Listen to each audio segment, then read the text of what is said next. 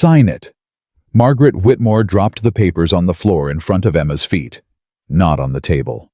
The floor. Sign everything, or I will make sure every hospital in this city knows what kind of woman you really are. Emma's hands were still shaking from identifying Daniel's body 6 hours ago. She signed. They took her ring off her finger before she reached the door.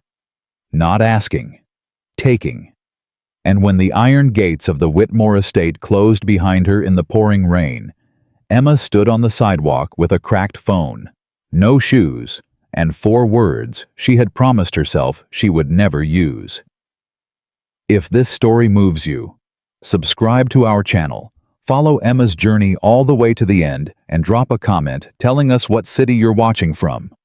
I want to see how far this story has traveled. The rain had been falling for 3 hours before Emma Whitmore finally stopped pretending she was not going to use the number. She sat on the concrete curb outside the Whitmore estate's iron gates, with her back straight, the way her mother had taught her to sit when she wanted the world to think she was holding together. Her feet were bare. She had not realized they had taken her shoes until she was already outside, already in the rain, already watching the lights inside the mansion click off one by one, like the family was going to sleep. Like they had simply taken out the trash and returned to their evening. Her coat was soaked through. The phone in her lap had a crack running diagonally across the screen from when Vivian Daniels' older sister had knocked it out of her hand 40 minutes ago. It still worked. Barely. The screen flickered every time she moved it, and the battery was at 11%. 11%. Emma looked at that number for a long time.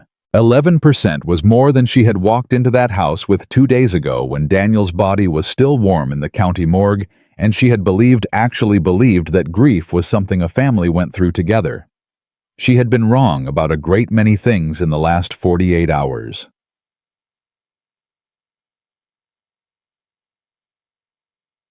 Two days earlier, Emma had received the call at 6:17 in the morning.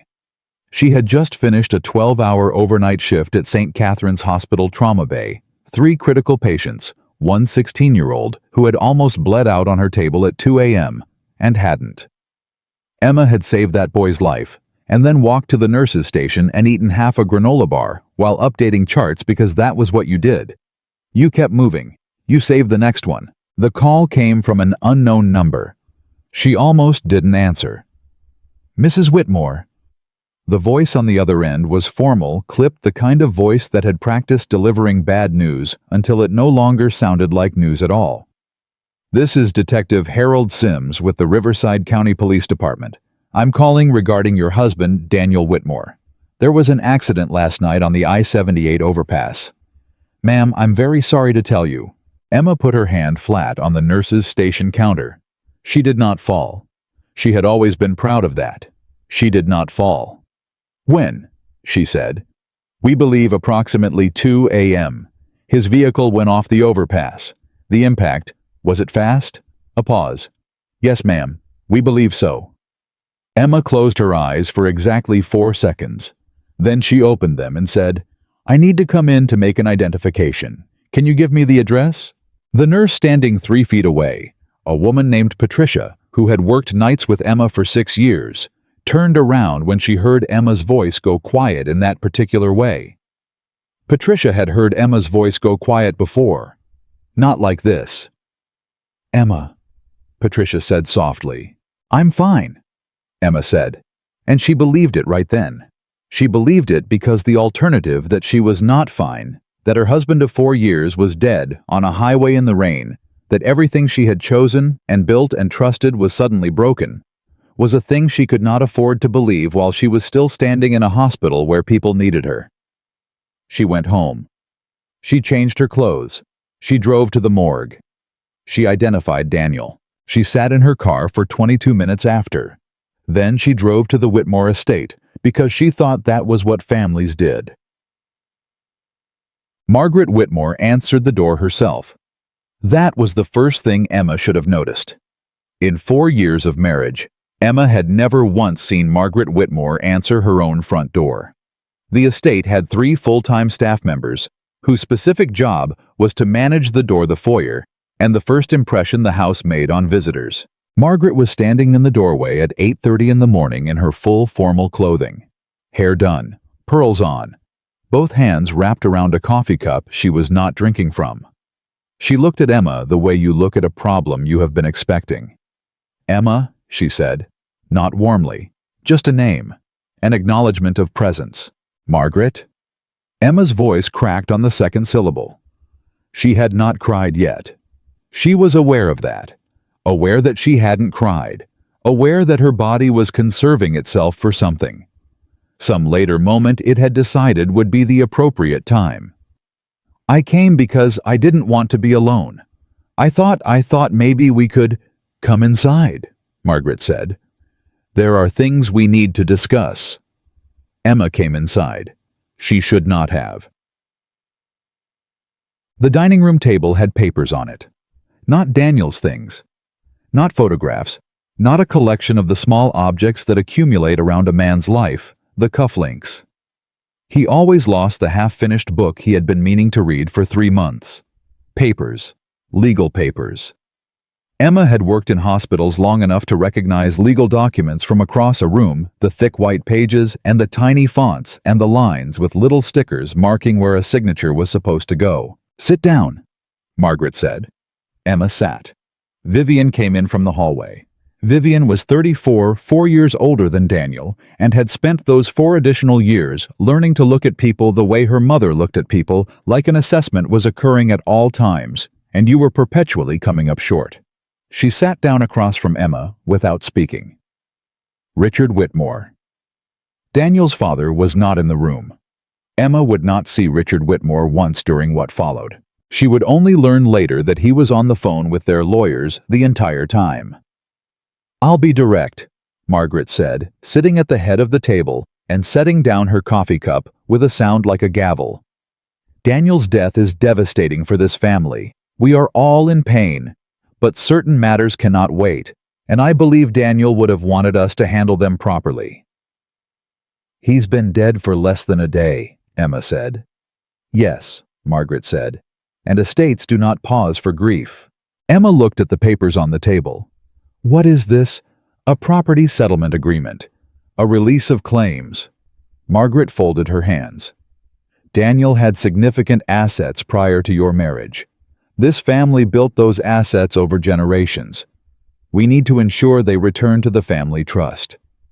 Emma stared at her. "He was my husband. For 4 years," Vivian said from across the table. Not meanly, just factually. Like 4 years was a notation rather than a life. "You signed a prenuptial agreement before the wedding." "The prenuptial agreement covered his family trust assets. We had a joint account. We had a home." "The home was in Daniel's name," Margaret said. "The joint account was funded primarily through Daniel's income. The prenuptial agreement, I know what it said." Emma's voice was steady. She had always had a steady voice. It was one of the things that made her good at her job, the ability to keep her voice level when everything around her was not. "I signed a prenuptial agreement that protected his family trust assets. That does not mean I have no claim to the life we built together. That is a matter for courts to decide," Margaret said, "which is why we would prefer to resolve this quietly among family rather than through a public legal process." "Among family," Emma repeated. The word sat between them like something heavy. Emma had loved Daniel. She had loved him specifically, not abstractly loved the way he made coffee in the morning with too much sugar, and didn't care. Loved the way he called her on her lunch breaks, just to hear her voice. Loved the way he had cried quietly and without embarrassment at their wedding. She had loved him, and she had believed with the particular stubbornness of a woman who had not had much family of her own that marrying him meant marrying his family. 4 years. 4 years of Sunday dinners at this table of holidays spent trying to say the right thing of birthday gifts that were always acknowledged but never quite appreciated, of phone calls with Margaret that always left Emma feeling slightly diminished in a way she could never specifically name. 4 years of trying. "I need time," Emma said. "Daniel died yesterday. I haven't slept. I haven't eaten. I haven't—" Her voice caught. Just once. Just briefly. I need time before I can look at any of this." "That is understandable," Margaret said. She did not move. "I'd like to go home. I'd like to—" "That is the other matter we needed to discuss." Margaret picked up a smaller envelope from beside the papers and set it in front of Emma. "Your personal belongings from the house on Grayson Street have been collected. We've arranged for them to be stored at a facility downtown. The house reverts to the family trust as of this morning." Emma looked at the envelope. Inside was a storage unit key and an address. "You changed the locks," Emma said slowly. "You changed the locks on my house." "Daniel's house," Vivian said, "while I was at the morgue identifying my husband's body." Emma said, "You went to our house and changed the locks." Neither of them answered that. Emma pushed back from the table and stood up. Her legs were steadier than they had any right to be. "I am not signing anything. Not today. Not without a lawyer. Not Emma." Margaret's voice dropped into something quieter and significantly more dangerous. "I have been patient with you because I understand you are grieving, but I need you to understand something clearly. We know what you are. We know why you married Daniel. We have had concerns about your motives since the beginning, and we have been gracious enough not to voice them publicly. If you force this into a legal dispute, we will no longer be gracious." Emma looked at her mother-in-law. "What am I?" she asked. Margaret met her eyes. "A woman without connections, without family, without resources, who attached herself to a wealthy man, and now believes she is entitled to the life he built before she existed." The room was very quiet. "I was a nurse," Emma said. "Before Daniel, I had a salary, I had an apartment, I had a career. I gave up 3 years of advancement at St. Catherine's because Daniel wanted us to have a family, and I didn't want to work night shifts while we were trying. Sign the papers," Margaret said, "or we will make sure every person in this city who matters understands exactly what kind of woman came after our son when he was at his most vulnerable." Emma picked up the pen. She looked at the papers. She thought about Daniel, about the way he had looked at her across every one of these Sunday dinners, with a small apologetic expression that she had always read as embarrassment about his family's formality, and that she was now with a terrible clarity rereading entirely differently. She signed. What happened after was precise and choreographed in a way that told Emma it had been planned before she arrived. Vivian crossed to where Emma sat and held out her hand, palm up. "Your ring," she said. Emma's left hand went instinctively to her right, covering the ring the way you cover something you are afraid someone will try to take. "This was Daniel's grandmother's ring. He gave it to me on our wedding day. It belongs to the family," Vivian said. Her voice was not cruel. It was indifferent, which was somehow worse. Emma took the ring off. She placed it in Vivian's palm. She did not cry. She would not cry in this room in front of these women. That was the one thing she had left, and she was keeping it. "Your personal cards and accounts linked to any Whitmore accounts have been frozen as of this morning," Margaret said from the doorway.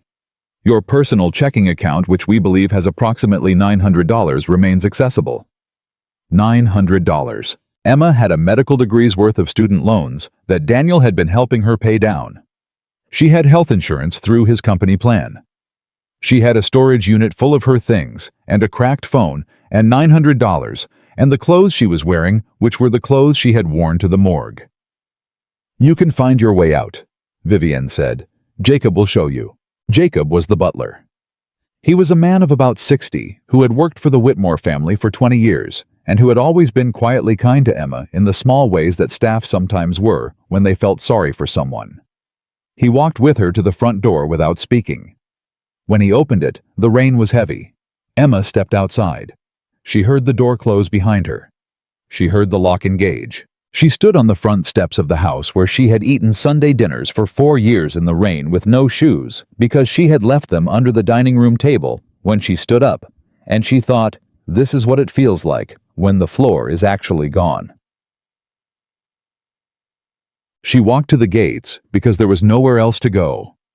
The gates were iron 12 feet high, the kind of gates that announce to everyone outside that the people inside have decided you are outside. They were closed. The gatehouse, a small structure just inside the fence line, had a camera above the door that was pointed directly at her. She sat down on the curb. She had tried calling her friend Rita, who was the closest thing she had to a person who would come in the rain. Rita's phone went to voicemail. She left a message that she tried to make calm and mostly succeeded. She tried calling her old supervisor at St. Catherine's, not because she expected help, but because she needed to hear a voice. She recognized a voice that belonged to a world where she was a competent person who did competent things. That call also went to voicemail. She sat in the rain. She thought about Daniel. She thought about the night they met, which was at a fundraiser for the hospital that Emma had not wanted to attend, and attended anyway, because Patricia had bought the tickets and guilted her into it. Daniel had been standing near the back of the room with a glass of wine he was not drinking, looking like someone who had also not wanted to be there and had also been guilted into it, and Emma had laughed at the expression on his face, and he had looked over at her and laughed too, and that had been the beginning. She thought about the way he had said the night before he died that he needed to tell her something. She had been exhausted from a long shift. She had said tomorrow. She pressed her hand flat against her sternum, the way you press on something that is hurting to remind yourself it is still there. Then she thought about the number. Tug. She had never told Daniel about it. That was the part that had always nagged at her, that she had kept this number from this man in a pocket of her phone's contacts labeled simply Cross A, and had never mentioned it to her husband. She had told herself it was because the context was so bizarre that it would take too long to explain. She had told herself it was because it was 3 years old and meaningless, and she would never use it. She had told herself a great many things. The truth was simpler and less comfortable. She had kept it because on the night she had been given it, she had believed the man who gave it to her. She had believed him completely. Emma unlocked her cracked phone battery now at 9% and scrolled to the contact. Cross A. She stared at the number for a long time. She thought about what he was. What everyone in this city knew him to be, or suspected or whispered about in the careful way people whispered about things they didn't want to be caught knowing. She thought about the promises she had made to herself about the life she would live, a clean life, a straightforward life, a life that stayed within the lines she had drawn carefully around herself since she was a young woman growing up in a house where lines mattered because they were the only things that kept chaos outside. She looked at the rain. She looked at the closed gates. She thought about the papers she had signed in that dining room in shock without a lawyer while her husband's body was still in a county morgue on a metal table. She thought about her ring, which was now sitting in Vivian Whitmore's palm, which was the palm of a woman who had never once been kind to her. She thought about Daniel saying, "I need to tell you something," and her saying tomorrow, and there not being a tomorrow. She opened a message to the number. She typed 4 words. She pressed send before she could stop herself. "I need your help." The message showed as delivered. Then she turned her phone face down on the curb so she couldn't see it, wrapped her arms around herself, and waited. 8 minutes later, a black vehicle turned onto the street. Then a second, then a third. They were large and dark, and moved with the kind of unhurried certainty that comes from knowing that nothing on this road is going to get in the way. They pulled up to the curb across from where Emma was sitting. The first vehicle stopped. The second and third positioned themselves. Emma stood up. The driver's door of the first vehicle opened, and a man climbed out who was not Alexander Cross. He was large and economical in the way of men who had been trained to occupy space efficiently, and he held an umbrella over his head and walked to Emma without rushing and held it over her instead. "Mrs. Whitmore," he said. "My name is Cole. I work with Mr. Cross. He sent us ahead." "He's not here. He's behind us by 3 minutes. He asked me to make sure you were taken care of until he arrives." Emma looked at the man named Cole, and then looked at the umbrella over her head, and then looked down at her bare feet on the wet curb. She had forgotten about her feet again. The rain had been cold, and then she had stopped noticing it. "I'm wet," she said. It was perhaps not the most relevant observation. "Yes, ma'am," Cole said without judgment. A fourth vehicle turned onto the street. It was different from the others, not larger exactly, but more deliberate in its presence, the way some things are simply more there than other things. It stopped behind the first three vehicles, and the door opened, and Alexander Cross stepped out into the rain. Emma had not seen him in 3 years. She had thought about him perhaps 6 times in those 3 years, in the way you think about significant moments when they are safely past and can be examined like artifacts. She had not thought about him in the week before tonight, or the day before, or at any point during the worst day of her life. And yet now, watching him walk toward her across a wet street at 9:30 in the evening, Emma had the strange and irrational sensation of something aligning like a clock you did not know was off, suddenly ticking correctly. Alexander Cross was 40 or near it. He was tall in the particular way that meant he did not need to use it, did not lean into it, simply had it. The way you have things that come with you naturally.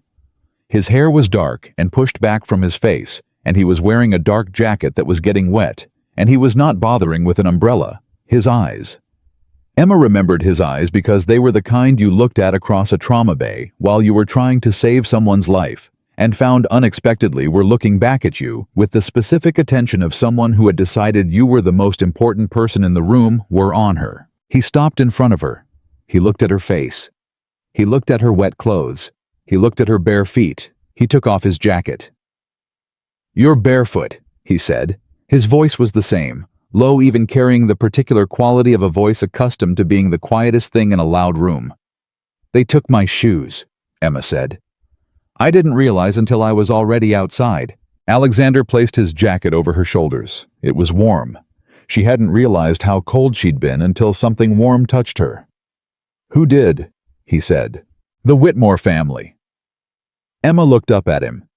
"My husband's family. My husband died 2 days ago. His family had the locks changed on our house while I was at the morgue. They called me to their estate today and had me sign papers I shouldn't have signed, and they took my ring and put me outside in the rain." She paused. "I know how that sounds." "It sounds clear," Alexander said. "I know you didn't expect me to use that number. I know it was 3 years ago and you probably—" "Emma." He said her name simply the way he had said it in the hospital 3 years ago when she was trying to release him 2 hours before she thought it was safe. "I told you to use it if you needed me.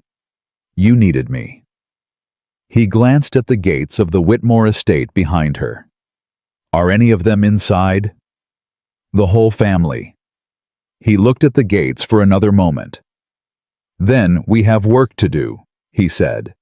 "But first, come out of the rain."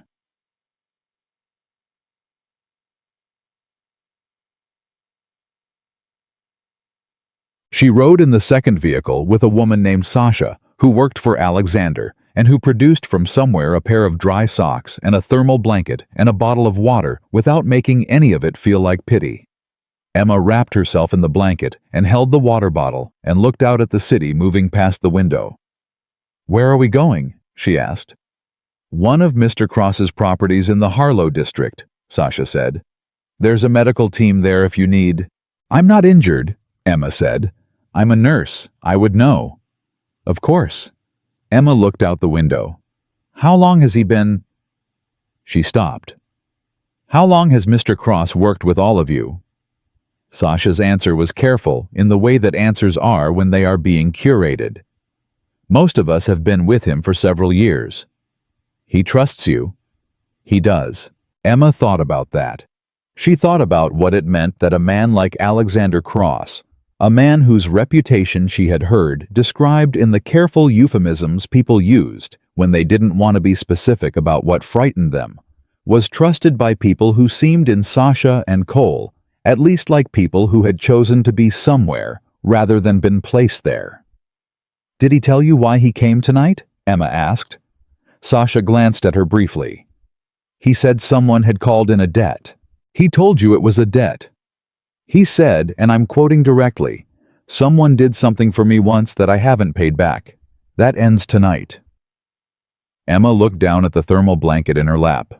She thought about a trauma bay at 2 a.m, and a man who had come in half dead, and a staff that had frozen because of who he was, and herself 27 years old, 3 years into her nursing career, not frozen, simply doing what she always did, which was the next right thing. She had saved him because he needed saving. That was all. She had not thought about who he was. She had not thought about what it might mean. She had simply been a nurse doing her job, and then afterward, he had held her eyes with that particular attention and said, "You saved my life." And she had said, "That's the job." And he had said, "You are the only person in that room who didn't flinch." And she had not known what to do with that, so she had said goodbye and gone back to work. And apparently, he had been carrying it for 3 years. Emma pressed her hand to her sternum again. Grief did strange things to the body, made things feel significant that might otherwise be ordinary. She knew that clinically. She had counseled patients about it in the context of loss, had explained the way grief heightens the emotional weight of small things. But some things were not small. Some things were simply what they were.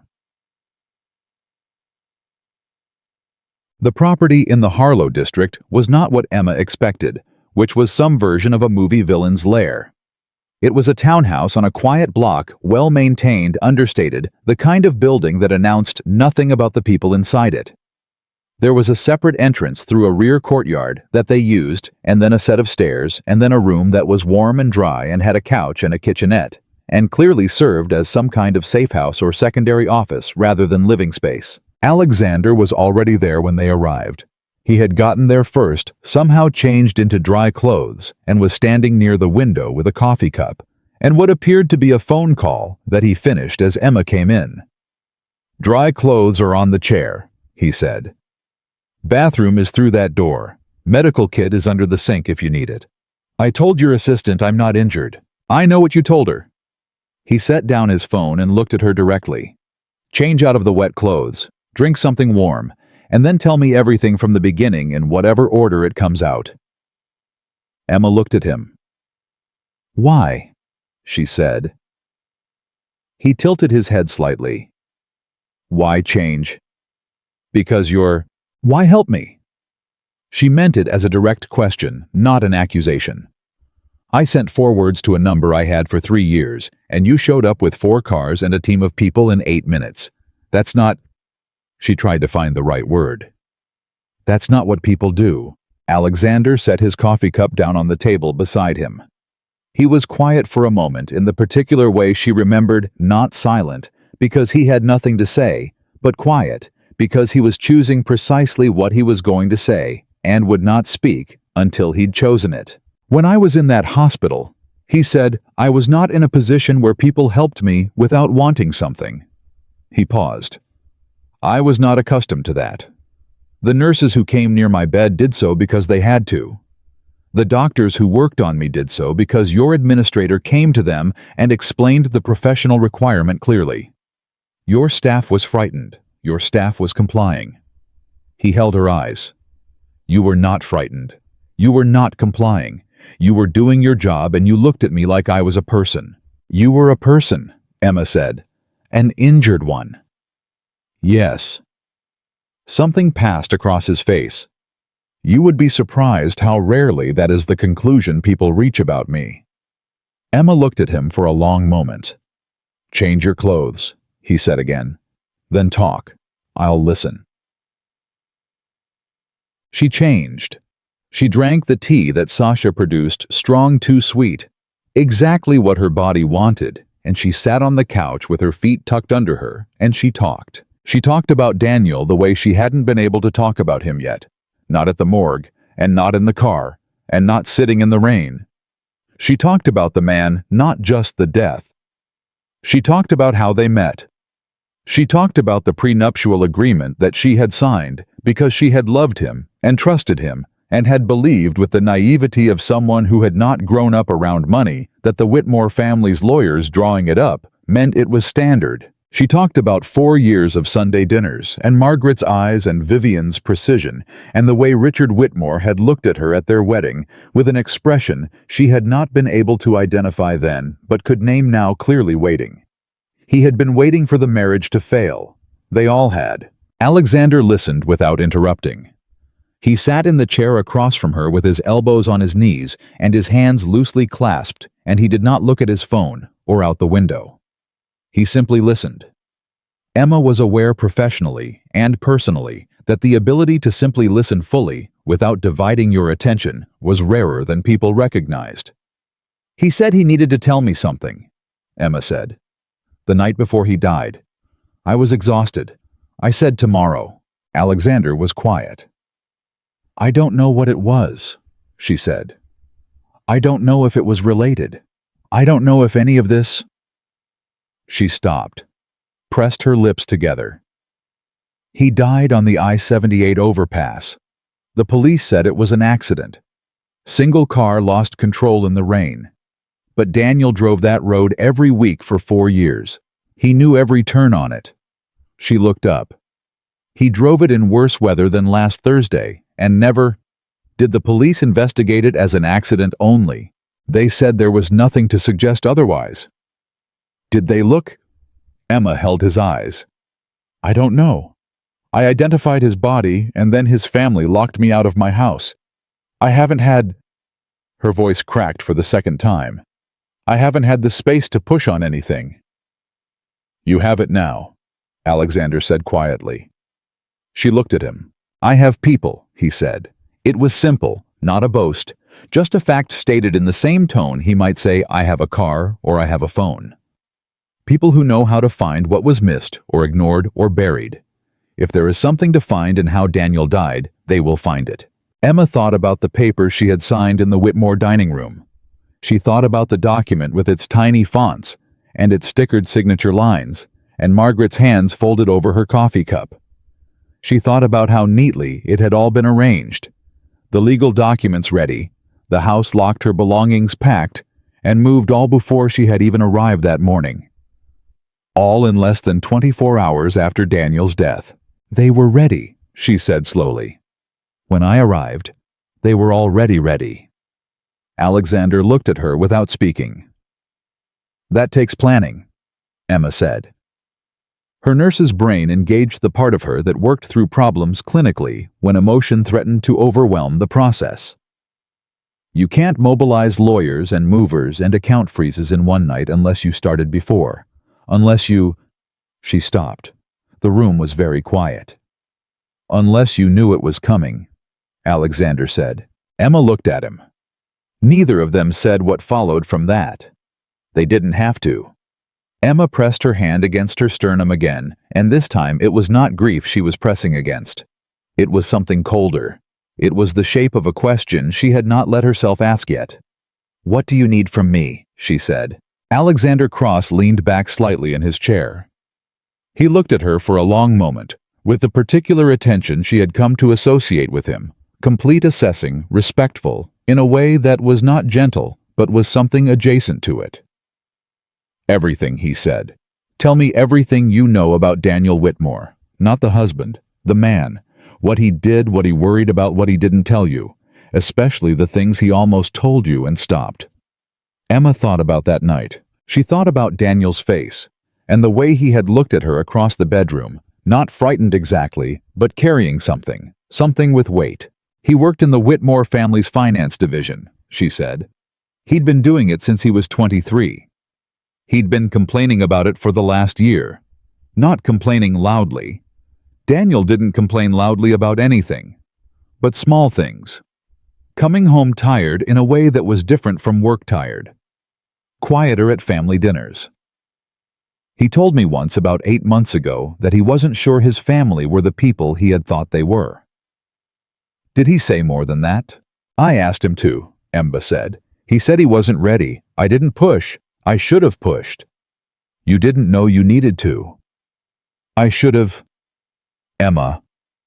His voice was quiet and direct. "You could not have known what you did not know. Don't carry that." She looked at him. "Tell me about the last month," he said. She told him. She told him about Daniel staying late at the office, which was new. Daniel had always been meticulous about work-life hours, had always said there was no meeting important enough to miss dinner.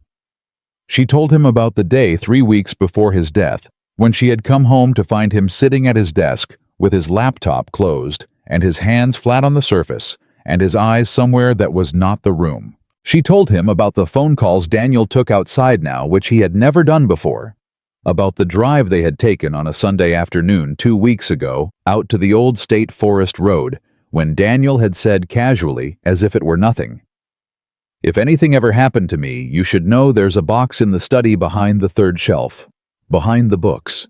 You'd know which ones." Emma closed her eyes. "A box," Alexander said. "I didn't ask about it," she said, "because he said it casually, and I decided I would not catastrophize, and I told myself it was just a practical thing like updating a will. I told myself that." What books? Emma thought. We had a collection of nursing and medical reference books on that shelf. He wouldn't have meant those, but he said I'd know which ones. She opened her eyes. He kept a set of old college textbooks on the same shelf. Economics, accounting. We used to joke about them because the spines were perfect. He'd never opened them. He said all of college accounting was a scam. We used to joke. Her voice stopped. "The accounting textbooks," Alexander said. "He kept them because his mother gave them to him," Emma said. "He never threw away anything his mother gave him, even when he said he didn't care about it." She looked at Alexander. "That box. If there is a box, it would be behind those books." Alexander was already reaching for his phone. "My house is locked," Emma said. "The Whitmore family changed the locks." Alexander looked at her with something that might in another context have been amusement. "That is not a problem," he said. Emma looked back at him. She thought about the woman who had sat in the rain outside those iron gates 40 minutes ago.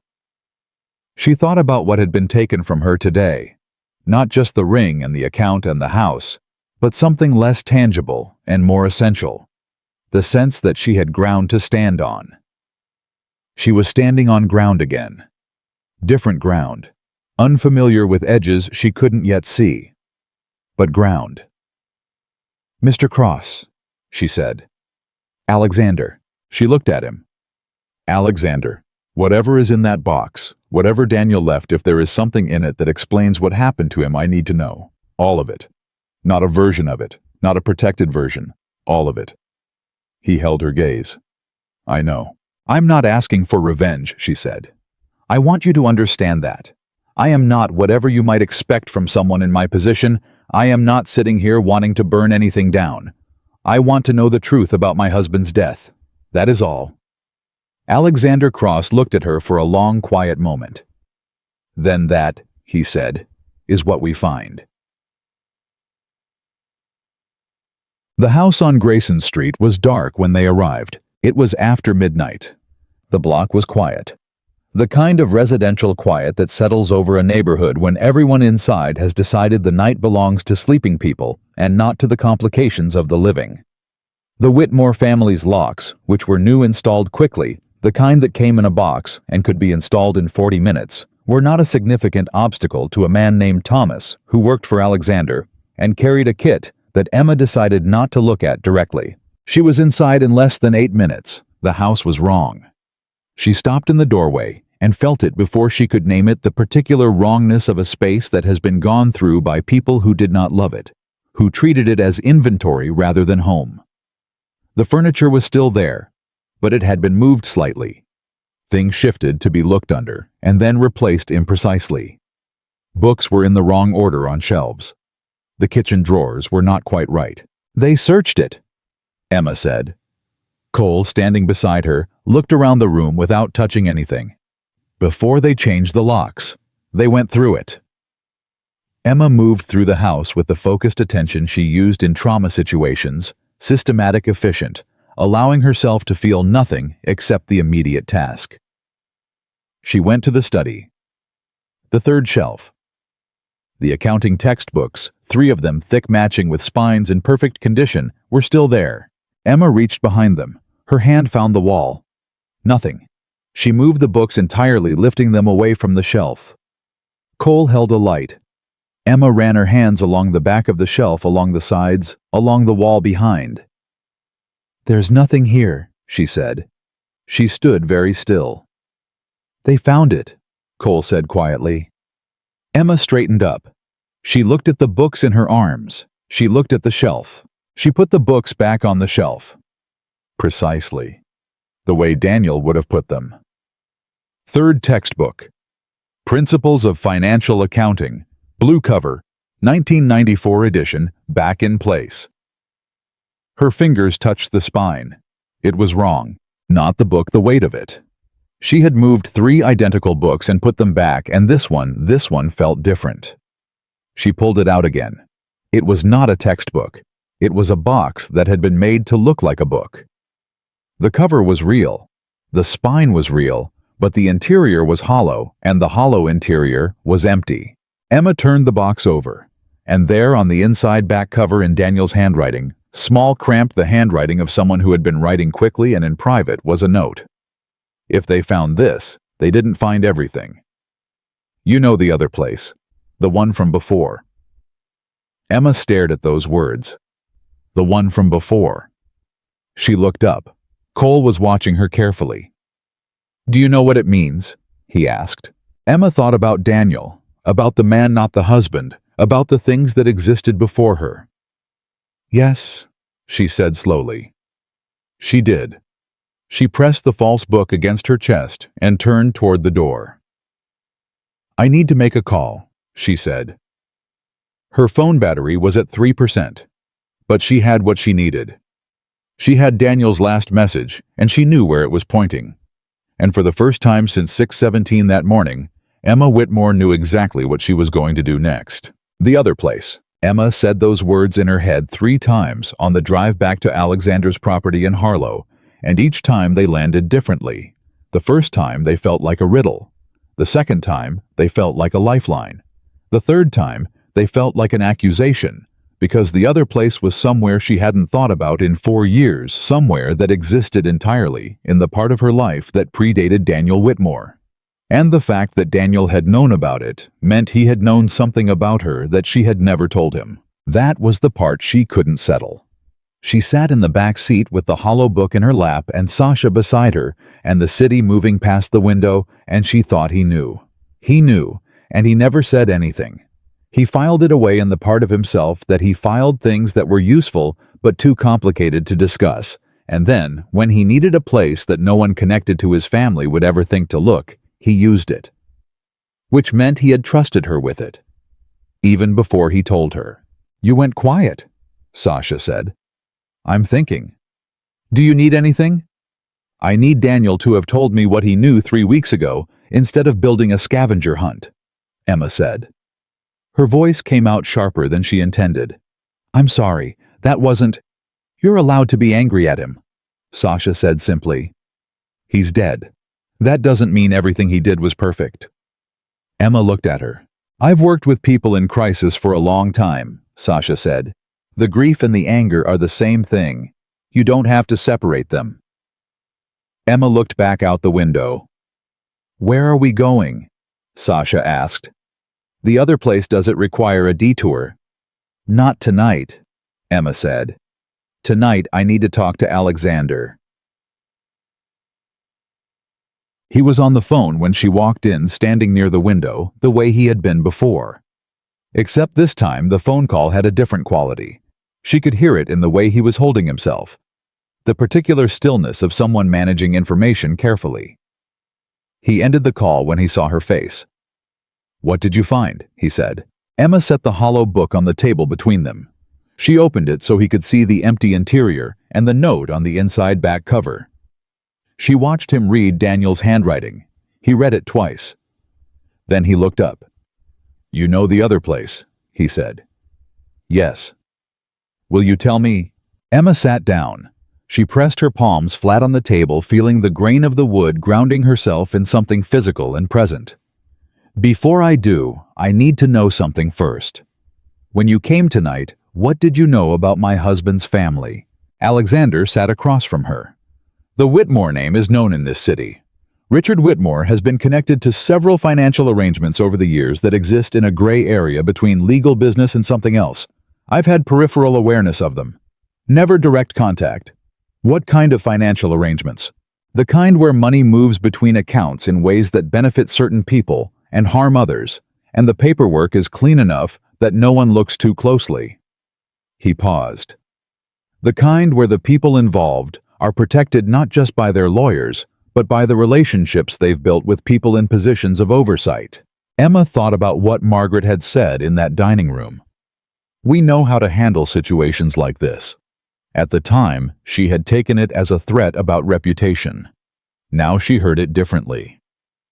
You're telling me they're connected, she said. Not just wealthy. Connected. Yes. To law enforcement. To people who influence law enforcement, Alexander said carefully. There is a difference, a subtle one, but it exists. Emma absorbed this. Her nurse's brain was working, building a picture, the way you build a clinical picture piece by piece, not assuming, not concluding before the data supported it. Daniel worked in their finance division. He told me 8 months ago he wasn't sure his family were the people he thought they were. 3 weeks ago he started staying late at the office and taking phone calls outside. He left a note in a hidden box telling me to look somewhere else. She looked at Alexander directly. He found something. Yes. And they knew he found something. It would appear so. And the accident on the I-78 overpass. Emma? His voice was steady and quiet.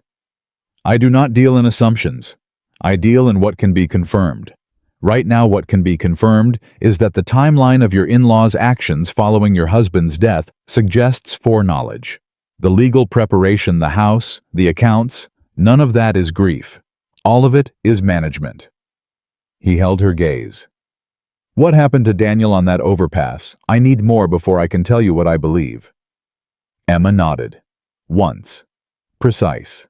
The other place, she said. There's a storage unit. Not the one the Whitmores sent my belongings to. They don't know about this one. I've had it since before Daniel. Since I was in nursing school. I rent it under my maiden name, Emma Garfield, and I pay the annual fee in cash. Daniel knew about it because... She stopped. The reason felt strange to say out loud. Because I grew up in a house where things got taken. Not by families like the Whitmores. By life. By circumstance. My mother losing jobs, apartments, stability. I learned very young that you kept certain things somewhere no one knew about. Documents, some cash, things that couldn't be taken with everything else. She met his eyes. Daniel found the bank statement once 3 years ago for the storage unit fees. He didn't ask about it directly. He just said, I think I understand why you do that. And I said, I know you do. And that was all we ever said about it. Alexander was very still. He used it, Emma said. Whatever he found, whatever he prepared, he put it there. Because he knew I would know what he meant and no one else would. When can we go? Now, Emma said. I want to go now. The storage facility was in the Decker neighborhood 22 minutes east of Harlow, in a part of the city that had been industrial and was slowly becoming something else. New coffee shops beside old metalworking shops, a mural on the side of what used to be a tire distributor.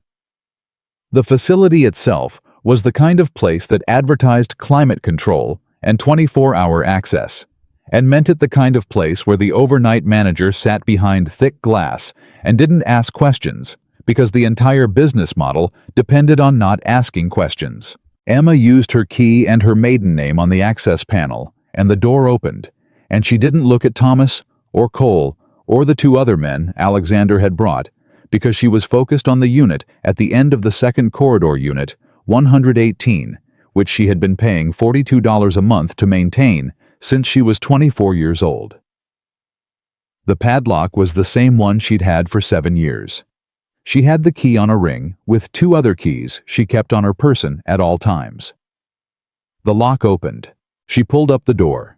The unit smelled like closed space and slightly like the cedar blocks she put in every container she owned. She stepped inside. Alexander stepped in beside her. She moved past the filing box with her nursing school records, past the fire safe with her original documents, past the old quilt from her mother that she kept here because her current apartment hadn't had wall space for it. In the back, sitting on top of a folded moving blanket, was a box she had not put there. It was a standard file box, the kind with a lid. It had a strip of white tape on the side and on the tape in Daniel's handwriting were 4 words. For Emma. I'm sorry. Emma stood in front of that box for 3 full seconds. She did not touch it. I'm sorry, she said quietly. Not to Alexander. To the box. To Daniel. To the version of herself that had come home exhausted from a 12-hour shift and said tomorrow. I'm sorry too. Then she picked it up. They took it back to Harlow and put it on the table, and Emma opened it herself. Alexander sat across from her. He did not reach for anything. He waited until she had lifted the lid and looked inside and had a moment with what she found before he asked anything. What she found was this 3 manila envelopes, each sealed and labeled in Daniel's handwriting. A USB drive taped to the inside of the lid. A handwritten letter on 4 pages folded in thirds. And a small photograph that Emma recognized immediately. It was from their 3rd anniversary. A trip to the coast. Emma with her hair sideways from the wind, and Daniel laughing the specific laugh she loved most, the one that happened before he could control it. She held the photograph for a moment. Then she set it carefully aside and picked up the letter. She read it while Alexander waited. She read it once quickly and then went back and read the first page again because the first time through her brain had refused to fully process what it was seeing. Daniel Whitmore, in his careful, cramped handwriting, had spent 4 pages confessing. Not to her. He had not wronged her. He was confessing to knowing. To understanding over the course of the past 8 months the full scope of what his family's financial empire actually was. He had been working in the finance division for 9 years. For most of those 9 years, he had believed, he wrote with what Emma recognized as the specific anguish of a person recounting the innocence they had voluntarily surrendered, that the complexity of the family's accounts was simply the complexity of wealth. That the offshore structures and the subsidiary arrangements and the particular routing of certain large transactions were the standard architecture of a family fortune. He had begun to understand 8 months ago that they were not. He had begun to understand because of a man named Theodore Vance. Emma did not know the name. She said so. I do, Alexander said from across the table. His voice had changed slightly, not in volume, in temperature. Theodore Vance is a city comptroller. He manages the allocation of municipal contracts. He has an extremely clean public record. And privately, he has spent the better part of a decade directing city contracts toward a specific cluster of private companies in exchange for... Alexander paused. In exchange for a share of the profits that are routed through a series of accounts that would be very difficult to trace back to him, unless you were inside one of those accounts. Emma looked back at the letter. Daniel was inside one of those accounts. He found Vance's name attached to a series of transactions he wasn't supposed to be looking at. He started pulling the thread. She turned to the 2nd page. He says here that what he found wasn't just Vance. Vance was connected to 3 city council members and a federal judge. She looked up. And to Richard Whitmore directly. The room was very quiet. The Whitmore family, Alexander said, was not just laundering money. They were part of the infrastructure. Daniel called it. Emma read from the letter, a machine with too many moving parts to stop quietly. He says, I thought about going to law enforcement, but I quickly understood that at least 2 of the people I'd need to report to are inside the machine. I thought about a journalist, but the last person who tried to report on Vance's contracts was discredited inside 6 weeks, and I don't have the protection to survive that. She turned the page. He says he started building the documentation 8 months ago, quietly.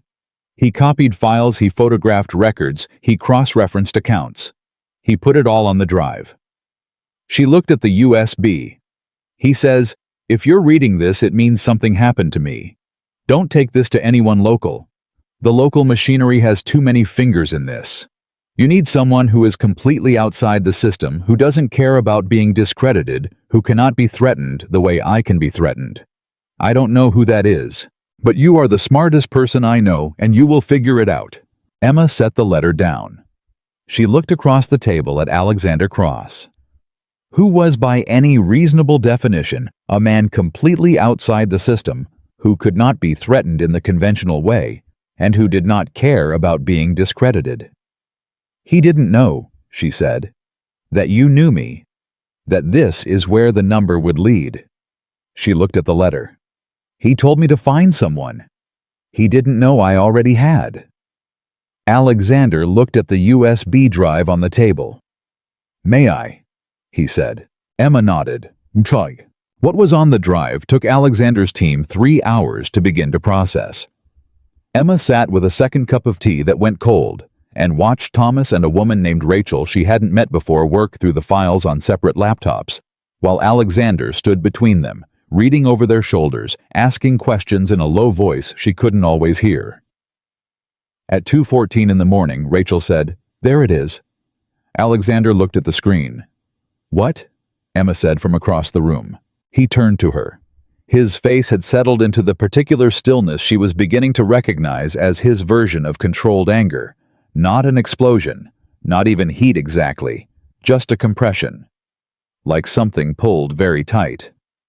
"The I-78 overpass," he said. "Daniel's accident." Emma stood up. "There are records here," Alexander said, "of a communication between a security firm associated with the Whitmore family and a third party 2 days before Daniel's death. The communication doesn't say anything explicit. It's scheduling a meeting, a location, a time. The time is approximately 2 hours before Daniel's accident." Emma walked to the table. She looked at the laptop screen. She saw the communication clean, formal, nothing in it that a prosecutor could point to without the surrounding context. But Daniel had documented the surrounding context. Daniel had been meticulous. "He knew," Emma said. "He knew they were going to." "He suspected," Alexander said carefully. "He documented what he suspected. He moved the evidence here. He left you a message." He paused. "He was protecting you by keeping you out of it." "He was protecting me," Emma repeated. Her voice was very flat. "He was protecting me, and in the process, he was driving alone on that overpass at 2 in the morning without telling anyone where he was going." "Emma, I am not—" She stopped, took a breath. "I am not falling apart. I am assessing. Give me a moment." He gave her a moment. She used it to put everything she was feeling in the specific internal compartment she used during trauma situations. The one with the heavy door, and the understanding that it was not locked, only closed, and that what was inside would still be there when she had time for it. Then she opened her eyes. "The 3 envelopes," she said. "In the box." "Did you look at them?" "Not yet." She picked up the first one, opened it. Inside was a series of printed financial records account numbers, transaction dates, amounts, routing numbers with Daniel's handwritten annotations in the margins. She handed it to Rachel without looking at it too long. "That's the financial documentation." Second envelope, a series of photographs printed from digital files, slightly grainy, of what appeared to be documents being signed at a table. Emma could see Richard Whitmore in 2 of them. She could see Theodore Vance in 3. She handed those to Thomas. Third envelope. She opened it and looked at what was inside, and didn't move for 5 full seconds. It was a copy of an insurance policy. A life insurance policy, on Daniel Whitmore, for $9 million, with a beneficiary that was not Emma. The beneficiary was the Whitmore Family Trust, and the policy had been taken out 11 months ago, 3 months after Daniel began finding the thread he wasn't supposed to pull. Emma set the envelope on the table. "They insured him," she said. Her voice was steady and completely empty of everything except the fact. "They took out a $9 million policy on their own son's life, 3 months after he started digging into their accounts." She looked at Alexander. "And then, 11 months later, he died in a single-car accident on a road he had driven 100 times. Alexander's jaw was tight. "That's motive," she said. "That's documentable motive. That's not circumstantial." "No," he said. "It is not." "Is it enough with the financial records and the photographs and the communications?" "It is more than enough." Alexander said, for the right people to act on. The right people, Emma said, who aren't connected to the machine. Yes, Emma thought about that. She thought about Daniel's letter. She thought about the specific fear he had described of local law enforcement, of the city's oversight structure, of the difficulty of reporting to people who were part of what you were reporting. She thought about what Alexander had said. Theodore Vance's name connected to 3 city council members and a federal judge. Federal, she said, not local. Federal investigators. Alexander looked at her. If the corruption involves city contracts and federal funding, municipal projects usually have federal components, then federal investigators have jurisdiction that overrides local relationships. She was working it out as she said it, the way she worked through a patient's symptoms, following the logic rather than the fear. A federal investigation cannot be quietly closed by a city council member or a locally connected judge. The Whitmore family's protection stops at the city line. Alexander was quiet for a moment. Then he said, "You arrived at that faster than most people I've worked with." "I'm a trauma nurse," Emma said. "We triage by severity and jurisdiction. Who controls the room matters." Something crossed his face. Not quite a smile, more like recognition. "I have a contact. Federal level. Someone who is not connected to this city's machinery and who has been building a case against a pattern of municipal corruption in this region for approximately 18 months. They have been missing the center of it." He glanced at the materials on the table. "I believe we may have just found the center of it for them." Emma looked at the life insurance policy on the table. "Before you contact anyone," she said, "I want to look through everything Daniel collected, all of it. I want to understand what happened to my husband completely before anyone else tells me what it means." "That's reasonable." "I want to know if there is anything in there that tells me definitively that his death was not an accident." "Emma, I know what you think," she said. "I think the same thing. But I'm not going to spend the rest of my life on a thing I believe to be true. I need to know. Whatever that takes, whatever we have to look at, I need to know." Alexander Cross looked at her across the table, littered with Daniel Whitmore's last careful act of love and self-preservation. He looked at her the way he had looked at her in the hospital 3 years ago, with that complete attention that had nothing to do with pity and everything to do with recognition. "Then we look at all of it," he said. "Tonight." They worked through until 5 in the morning. Emma sat beside Rachel and went through every file on the drive with the methodical attention she brought to chart reviews, not rushing, not skipping, looking at each document as a complete piece of information before moving to the next. Daniel had been thorough in a way that broke her heart a little, because thoroughness like this was not the work of someone who stumbled onto something and panicked. This was the work of someone who had taken months to understand what he was seeing, and then longer months to document it correctly, who had been careful and precise and terrifyingly alone in doing it. He had cross-referenced everything. For every suspicious transaction, he had the corresponding public record of the city contract it was tied to. For every photograph, he had a note in his own handwriting explaining what was being signed and who was present and what the legitimate public version of that meeting claimed to have discussed. He had created a parallel record, the official version and the actual version side by side, that was devastating in its simplicity. At 3:40 in the morning, Emma found the entry that answered her question. It was not a dramatic document. It was a photograph of a text message. Daniel had photographed it on his own phone. The screenshot of a conversation he had apparently accessed on someone else's device, because the phone at the top of the screen was labeled R. Whitmore, and the messages were between Richard Whitmore and a contact listed only as J.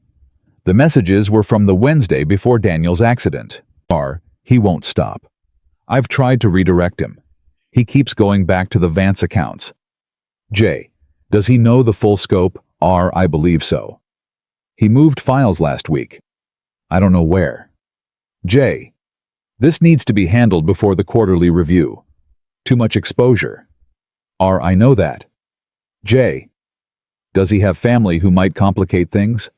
R. A wife. She's a nurse. No connections that matter. Jay, handle it cleanly. I'll have someone manage the road. Emma stared at that last line for a long time. I'll have someone manage the road. Her husband had been dead for 2 days. She had been sitting in a cold rain outside iron gates with no shoes and a cracked phone for 3 of those hours. And someone had managed the road. She was aware of everything happening in her body in that moment with the clinical precision of a person trained to monitor vital signs. Her heart rate had elevated. Her hands, which she kept on the table and did not allow to shake, wanted to shake. The cold thing she had been pressing against in her chest since she first said out loud that the Whitmore family had been too prepared had cracked open, and what was underneath it was not grief and not anger. It was clarity. "Emma?" Alexander said from beside her. "I see it," she said. "You don't need to." "I needed to know," she said. Her voice was steady. "Now I know." She lifted her eyes from the screen. "My father-in-law arranged for his son to be killed, his own son, because his son had the documentation to bring down everything he'd spent 30 years building." She let that sit in the air between them for exactly the time it needed. "And then while I was sitting in the county morgue identifying Daniel's body, he had his lawyers draw up the papers that would make sure I couldn't cause any trouble either." "Yes," Alexander said. "They thought I was a nurse with no connections that matter," Emma said. "That's what he told Jay. She's a nurse. No connections that matter." She looked at Alexander. He looked back at her. "They were wrong," he said quietly. "They were wrong," Emma said. She closed the laptop. She sat back and looked at the ceiling and allowed herself for exactly 45 seconds to feel the full weight of everything she had just confirmed. She felt it the way you feel something that is too large to hold all at once. She felt the edges of it, the corners, the specific ways it pressed against everything she had believed about the last 4 years. Then she sat back up. "What do we do now?" she said. What they did next was methodical and quick, and proceeded with the kind of efficiency that Emma was beginning to understand was simply how Alexander Cross operated. He did not waste motion. He did not revisit decisions once they were made. He identified the right action, and he took it with the same complete attention he brought to everything else. His federal contact was a woman named Agent Sandra Howell, who operated out of a regional financial crimes division and who Alexander's call at 5:30 in the morning notwithstanding, answered on the second ring and was fully alert by the third sentence. Emma listened to the call from across the room. "I have documentation of a municipal corruption network connecting Richard Whitmore, Theodore Vance, and 3 city council members," Alexander said. "I also have evidence suggesting that a recent fatality, the death of Daniel Whitmore currently logged as a single vehicle accident, was arranged to prevent the documentation from surfacing." A pause on the line. "Where did this documentation come from?" Howell's voice was precise. "Daniel Whitmore himself. He spent 8 months building it before his death. It's comprehensive." Another pause. "You said Richard Whitmore." "I did. The Whitmore family has been on the edge of our investigation for 14 months. We've been looking for the financial through line." "I have it," Alexander said. "USB drive printed documentation and photographic evidence, along with a copy of a $9 million life insurance policy taken out on Daniel Whitmore 11 months ago with the family trust as beneficiary." The pause this time was longer. "I need to meet," Howell said. "I assumed you would," Alexander said. "Tomorrow morning. I'll send you a location." He ended the call. Emma looked at him. She was already investigating them. "Yes, and now she has everything she needs." "Not everything," Alexander said. He walked to the table and picked up the envelope with the insurance policy and the envelope with the photographs and set them beside the drive. "She has the documentation, the investigation, the warrants, the arrests that takes time, weeks, possibly longer. And in the meantime," he said, "the Whitmore family still believes they handled everything cleanly. They have $9 million coming from your husband's policy. They have the legal documents you signed. They have the house and the accounts." He looked at her. "They believe you are a nurse with no connections that matter sitting somewhere without shoes in the rain." Emma was quiet for a moment. I want them to keep believing that, she said slowly. He tilted his head slightly. If they know I've found this, if they know about you, about any of this, they'll move. They'll start protecting assets. They'll reach out to whatever local protection they have. They'll give Vance and the council members time to prepare. She was working through it methodically. But if they think I'm exactly what they dismissed me as, a grieving widow who signed the papers and went away, they won't move. They'll wait for the insurance payout. They'll proceed normally. And while they proceed normally, Alexander said, Howell builds her case on documentation they don't know exists. Yes. He looked at her for a moment. You understand what that means, he said. For you specifically. While they believe you are irrelevant, you remain in a position where you appear irrelevant. No public moves. No lawyers filing against the estate. No, I know. Emma met his eyes. I wait. I let them think they won. And when Howell is ready to move, everything they took from me is recoverable through the legal proceedings that follow. She paused. I can be patient. I have been patient for a very long time with people who underestimated me. Alexander Cross looked at Emma Garfield. Whitmore, barefoot in borrowed dry clothes, in a safe house at 5:30 in the morning, 40 hours into the worst experience of her life, and said nothing for a moment. Then he said, You came to me asking for justice. I did. Not revenge. Not revenge, she said. If it were revenge I'd have asked you to do something tonight that I'm not going to ask you to do. He understood what she meant. She could see it in the slight stillness that passed through him. Justice, he said. Through legitimate means, through the federal process, through documentation your husband spent 8 months of his life building. Yes. Even though they killed him, Emma's voice was very quiet. Especially because they killed him. He didn't build that documentation so someone could burn their house down. He built it so that it could be used correctly. She held Alexander's gaze.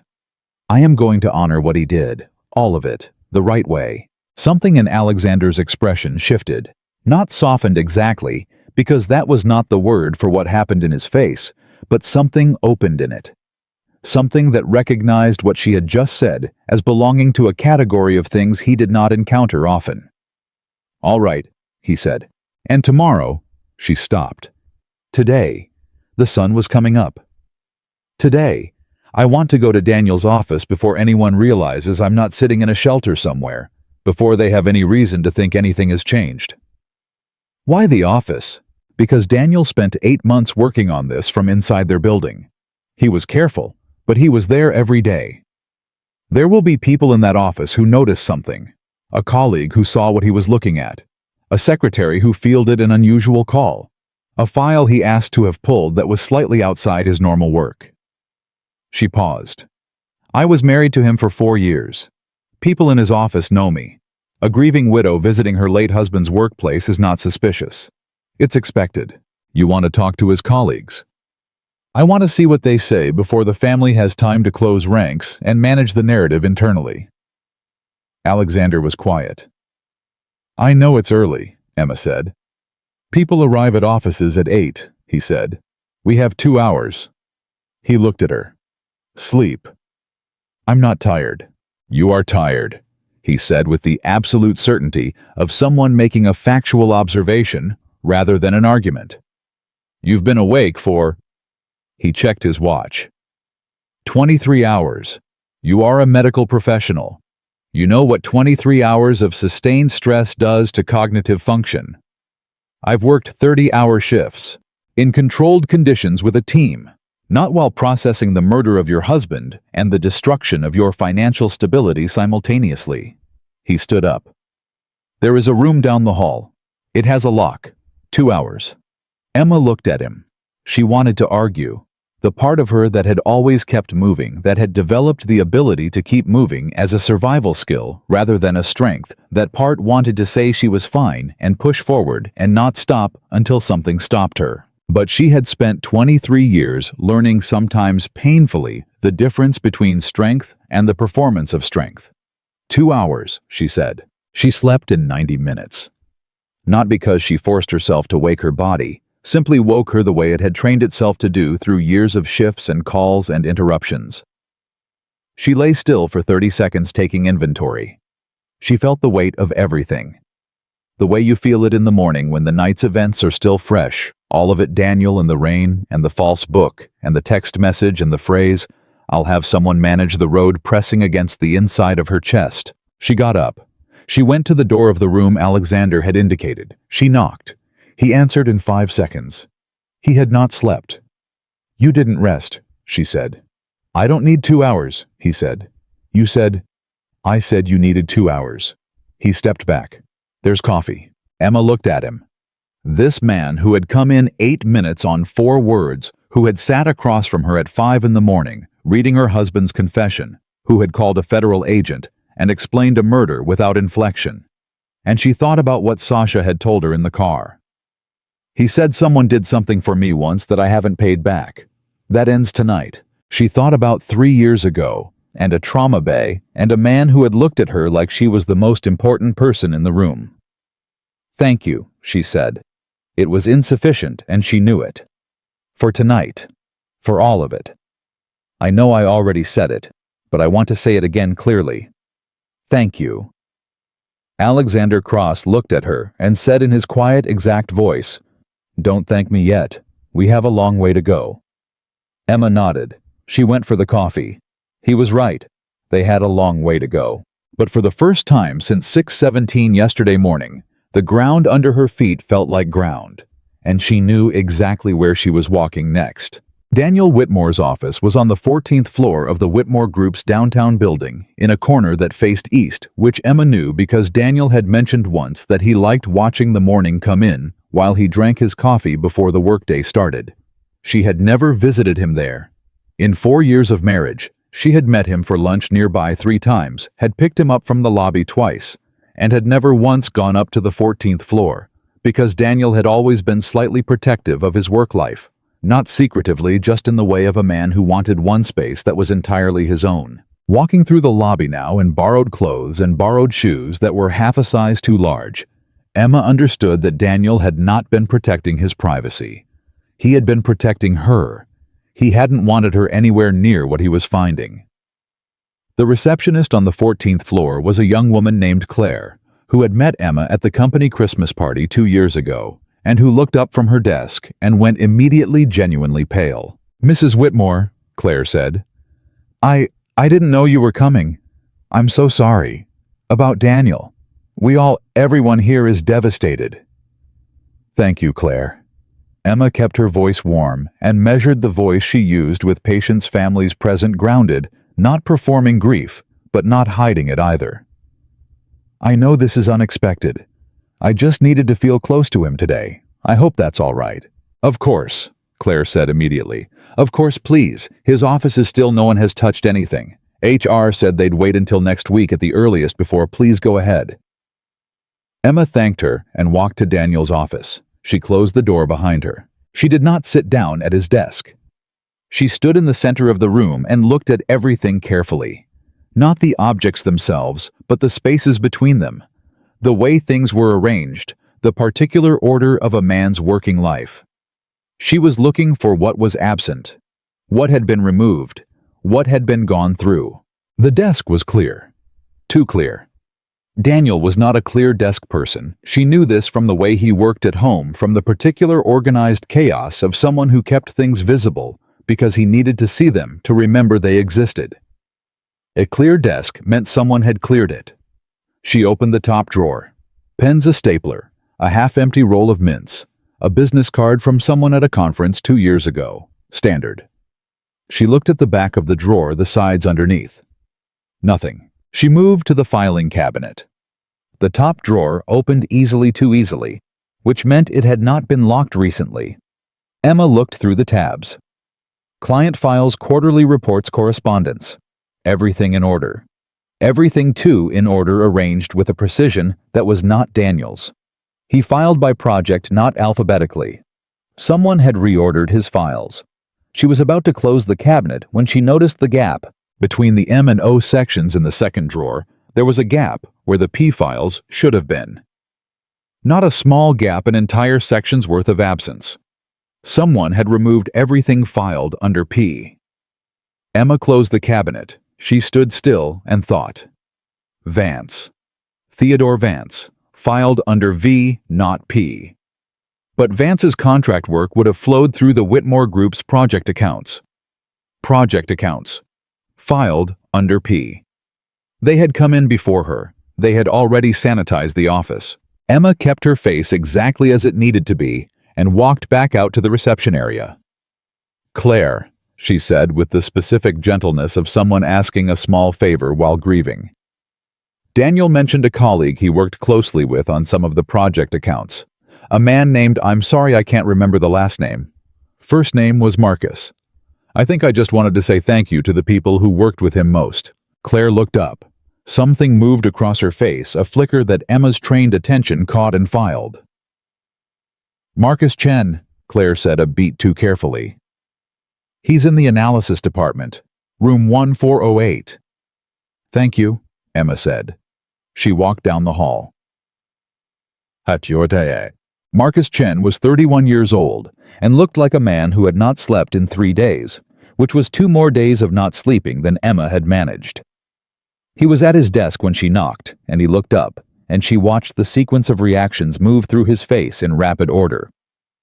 Recognition, grief, something else, something that looked like fear. Mrs. Whitmore, he said. He stood up. I've been meaning to reach out. I didn't know how. Please sit, Emma said. She closed the door behind her. She sat across from him and looked at him directly, the way she had learned to look at people when she needed the truth and did not have time to extract it slowly. Marcus, I'm going to be direct with you because I think Daniel would have appreciated directness more than he ever said out loud. I know he was working on something. I know it involved the project accounts. I found what he left me. And I need to know who else knew what he was doing. Marcus Chen stared at her. I'm not. He stopped. His hands were flat on his desk, pressing down, and she recognized the gesture, someone using physical pressure to manage physical anxiety. I'm not sure what you're talking about. Yes, you are, Emma said quietly. And I understand why you're frightened. I understand that you've been sitting in this office for 2 days, knowing what happened to Daniel on that overpass, and being afraid to say a word because you don't know who you can trust. She held his eyes. You can trust me. I am not connected to this family's business or their relationships. I have people helping me who are completely outside the system that they operate in. What you tell me does not go back to anyone in this building. Silence. He told you, Marcus said finally. His voice was barely above a whisper. He left you the documentation. All of it, Emma said. Marcus pressed his hands harder against the desk. They came in yesterday morning, he said. 2 men I've never seen before. They went into Daniel's office. I tried to ask one of the partners what was happening, and he told me to focus on my work and not to discuss anything related to Daniel's files with anyone. He looked at her. They took the P files, the project account files going back 3 years. I noticed, Emma said. Daniel showed me some of what he found, Marcus said. 3 months ago. He came to me because I'm the one who built the account tracking system. I designed the reconciliation software we use. He said there were patterns in the routing that didn't match the project documentation. He asked me if I could confirm what I was seeing. He paused. I confirmed it, and then I told him to stop looking. Why didn't you go to someone? Because I have a daughter, Marcus said. She's 4. I have a daughter and a mortgage and a wife who just went back to work and He stopped. I told Daniel to stop looking, and he said he couldn't. He said it was too big and too wrong to look away from. He looked at Emma, and his eyes were wet. He said the same thing you just said to me. He said I can't trust anyone in this building. He said I have to be careful about how I do this. Did you know he was building documentation? I suspected. He asked me a few questions over the last 2 months, technical questions about the routing structure, about which accounts interfaced with which systems. I answered them. He stopped again. I told myself I was just answering technical questions. You were helping him, Emma said, whether you let yourself see it that way or not. And now he's dead, Marcus said. The words landed between them like something dropped from a height. Emma looked at this frightened young man who had a 4-year-old daughter and a mortgage and had been telling himself for 3 months that he was only answering technical questions. The people helping me, she said carefully, include a federal investigator who has been building a case against this corruption network for over a year. What Daniel documented gives them the financial through line they've been missing. The investigation is moving. What I need from you is anything that isn't already on the drive Daniel left, anything you know from building that system, from what he asked you, from what you've seen, that would help federal investigators understand how the routing works. Marcus was very still. Federal, he said. Yes. Not city, not the local DA. Not anyone local, Emma said. Federal financial crimes. They cannot be reached by the relationships this family has built in this city. Marcus Chen looked at her for a long moment. Then he opened his desk drawer and removed a flash drive. I made a copy, he said quietly. 6 weeks ago, after Daniel started asking me questions. I made a copy of the reconciliation architecture, not the transaction data, just the routing map. How the system is structured, how money moves through it, the logic. He held it out. I told myself it was just for my own records, in case I ever needed to understand my own work. Emma took it. You need to be somewhere safe, she said. Not tonight, but soon. Once the federal investigation moves to the point of warrants and arrests, anyone connected to Daniel's work becomes relevant, and this family will know it. Are you threatening me? I am protecting you, she said. From them. Not from me. She held his gaze. Do you have family outside the city? My wife's parents. In Portland. Plan a visit, Emma said. In the next week. Something that looks natural. Take your daughter. Take your wife. When things begin to move here, you want to be somewhere that isn't here. Marcus stared at her. You're not what I expected, he said. When Daniel talked about you, he said you were calm. He said you were the calmest person he'd ever met in a crisis. I thought he meant at work, as a nurse. He probably meant both, Emma said. She stood up. She thanked him. She walked back down the hall, past Claire's desk, past the gap where the P-files used to be, and into the elevator, and she allowed herself exactly the time of the 14th-floor descent to feel the weight of what Marcus Chen had just told her. Daniel had known the risk. He had known it, and he had proceeded anyway, not recklessly, not without fear, but with the particular courage of someone who has decided that the alternative to acting is something he cannot live with. She pressed her hand against her sternum as the elevator doors opened. He had not been able to live with the alternative. So he had acted. And now it was her turn. She called Alexander from the lobby, using the phone Sasha had given her that morning, a clean phone not connected to anything the Whitmore family could trace. I have a second drive, she said. The routing architecture of their accounting system built by the man who designed it.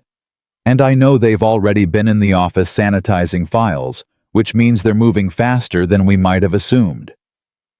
A brief pause. Are you in a public space? Lobby of the Whitmore building. Leave now. Walk north. Cole will meet you at the corner of 5th and Aldine in 4 minutes. She walked north. Cole was there in 3. Agent Sandra Howell was not what Emma expected. She was 52 short, with reading glasses pushed up on her head and the particular energy of a person who had been working too hard for too long and had stopped finding it remarkable.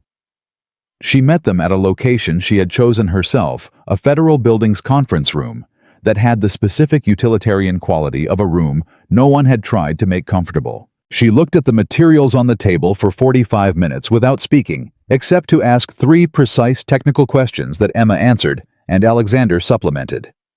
When she finished, she took off her reading glasses and set them on the table. I've been looking at the edge of this for 14 months, she said. We knew the corruption was there. We could see the shape of it, the patterns in the contract awards, the anomalies in the municipal accounting reports. But every time we tried to find the center, the documentation stopped. She looked at the USB Daniel had prepared. He built this from the inside. He built it from the inside knowing it would probably kill him, Emma said.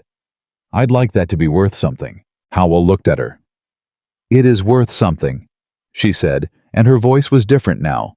Not soft, but direct in a way that acknowledged the full weight of what Emma had said. Mrs. Whitmore, the documentation on this drive, combined with the routing architecture your contact provided, gives me the foundation for a federal grand jury. That is not a small thing. How long? Alexander asked. Before we can move on, the Whitmore family directly. 4 to 6 weeks. We need to build the case structure, obtain the appropriate warrants, coordinate with, in 4 to 6 weeks. Emma said, the Whitmore family will receive a $9 million insurance payout on Daniel's death and begin moving assets. How much of that can your warrants freeze? Howell looked at her steadily. Enough. Once the investigation is active and the assets are flagged, any movement becomes evidence. They tend to make it worse for themselves by trying to hide things after the fact. Can you freeze the payout itself? Alexander asked. The insurance policy was taken out on a man who was subsequently killed by the people who held the policy. That is fraud at minimum. It is, Howell said. And yes, that can be frozen pending investigation. She paused. I want to be clear about something. This investigation will be conducted through federal channels, which means certain parties. She looked at Alexander in a way that was very direct. Certain parties who are not law enforcement will not be part of the investigative process. I understand that, Alexander said. I need to know that the documentation provided here was obtained legally. The documentation was prepared by Daniel Whitmore over a period of 8 months and left by him in a storage unit under his wife's name, Alexander said. We retrieved it from the storage unit with Mrs. Whitmore's key and with her explicit consent. The documentation from his office was provided voluntarily by a colleague. The access to the Whitmore home was... Don't tell me about the access to the home, Howell said. A pause. Understood, Alexander said. Howell looked at Emma. You understand that once this investigation is formally opened, you should have no further contact with the Whitmore family. Anything they say to you, anything you say to them, becomes relevant to the case. I've had no contact with them since they threw me out of their estate in the rain 2 nights ago, Emma said. Keep it that way. Howell began gathering the materials. One more thing. The text message exchanged the one between Richard Whitmore and the contact listed as J. That J needs to be identified. Do you have any indication of who that might be? Emma thought about it. She had turned that conversation over in her mind a dozen times since 3:40 in the morning. The particular phrasing, I'll have someone manage the road. The level of comfort with which it was said. The use of someone not a named individual, which meant Jay had access to people who could be directed to that kind of work. Vance, she said. Theodore Vance. He's the connection between the Whitmore family and the city's enforcement structures. If the road was managed, it was managed through someone in his network. Howell's jaw tightened very slightly. It was the first physical tell Emma had seen from her. Vance has been a person of interest for 14 months. We have not been able to connect him directly to anything beyond the contracts. Now you can, Emma said. Howell looked at the table. Now we can. Tag. They were outside the federal building and moving toward the car when Emma's borrowed phone rang. She looked at the screen. The number was the Whitmore Estates landline. She looked at Alexander. He said, You don't have to answer. I know. She answered. This is Emma. Emma. Margaret Whitmore's voice had a texture to it that Emma had not heard before, not warmth, but something that was performing the outline of warmth, the way a person performs wellness when they want something. I've been trying to reach you. We were all worried. One of our staff mentioned you were outside the gates for some time before we were concerned about where you went. They've been watching the gate footage, Emma realized. They know I didn't call a shelter or a taxi. They know someone picked me up. They're trying to figure out what I know. I'm fine, Margaret, Emma said, keeping her voice precisely where it needed to be. Tired, a little lost, not combative. A friend from the hospital took me in. Good. Good, I'm glad. A pause. Emma, I want to apologize for how the conversation went the other night. We were all in shock.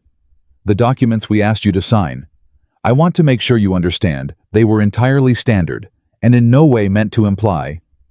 It's fine, Emma said. A beat of silence. I wondered if you might come to the house tomorrow, for a proper conversation. Just family. The word again. Family. Emma looked at Alexander, who was watching her from 2 feet away, with his complete attention. I'm not really ready for that, Emma said. I'm still processing everything. Maybe next week? Of course, Margaret said. Her voice had smoothed back into its default register, the one that revealed nothing and expected everything. Take care of yourself. If you need anything, if there is anything we can do for you, please don't hesitate. Thank you, Margaret. She ended the call. She looked at Alexander. They're nervous, he said. They're trying to take inventory, Emma said. They don't know where I've been or who I've been with. They need me visible and accounted for so they can manage whether I'm a problem. What did you say? I said I'm staying with a friend from the hospital. I said I'm not ready to come to the house. She put the phone in her pocket. I gave them nothing that contradicts the image of a woman who is grieving and overwhelmed and alone. Alexander looked at her for a moment. You were steady, he said. I've delivered a lot of bad news to a lot of families, Emma said. You learn to keep your voice exactly where you need it, regardless of what you're feeling. She paused. It helps that I have something to feel toward now, not just away from. The next 3 weeks moved at 2 speeds simultaneously. The federal investigation moved slowly, carefully, methodically, in the way of a process built to withstand legal challenge.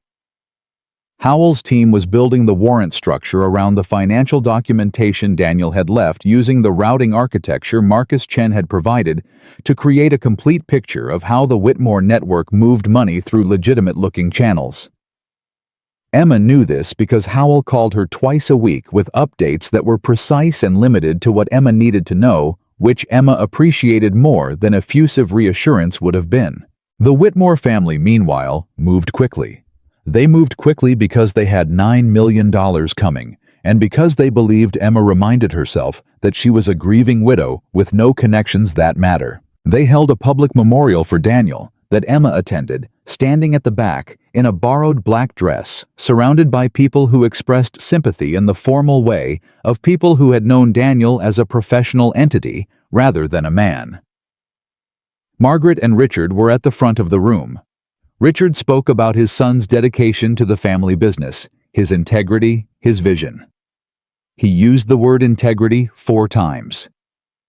Emma stood at the back and kept her hands folded and her face composed. Vivian found her afterward near the exit.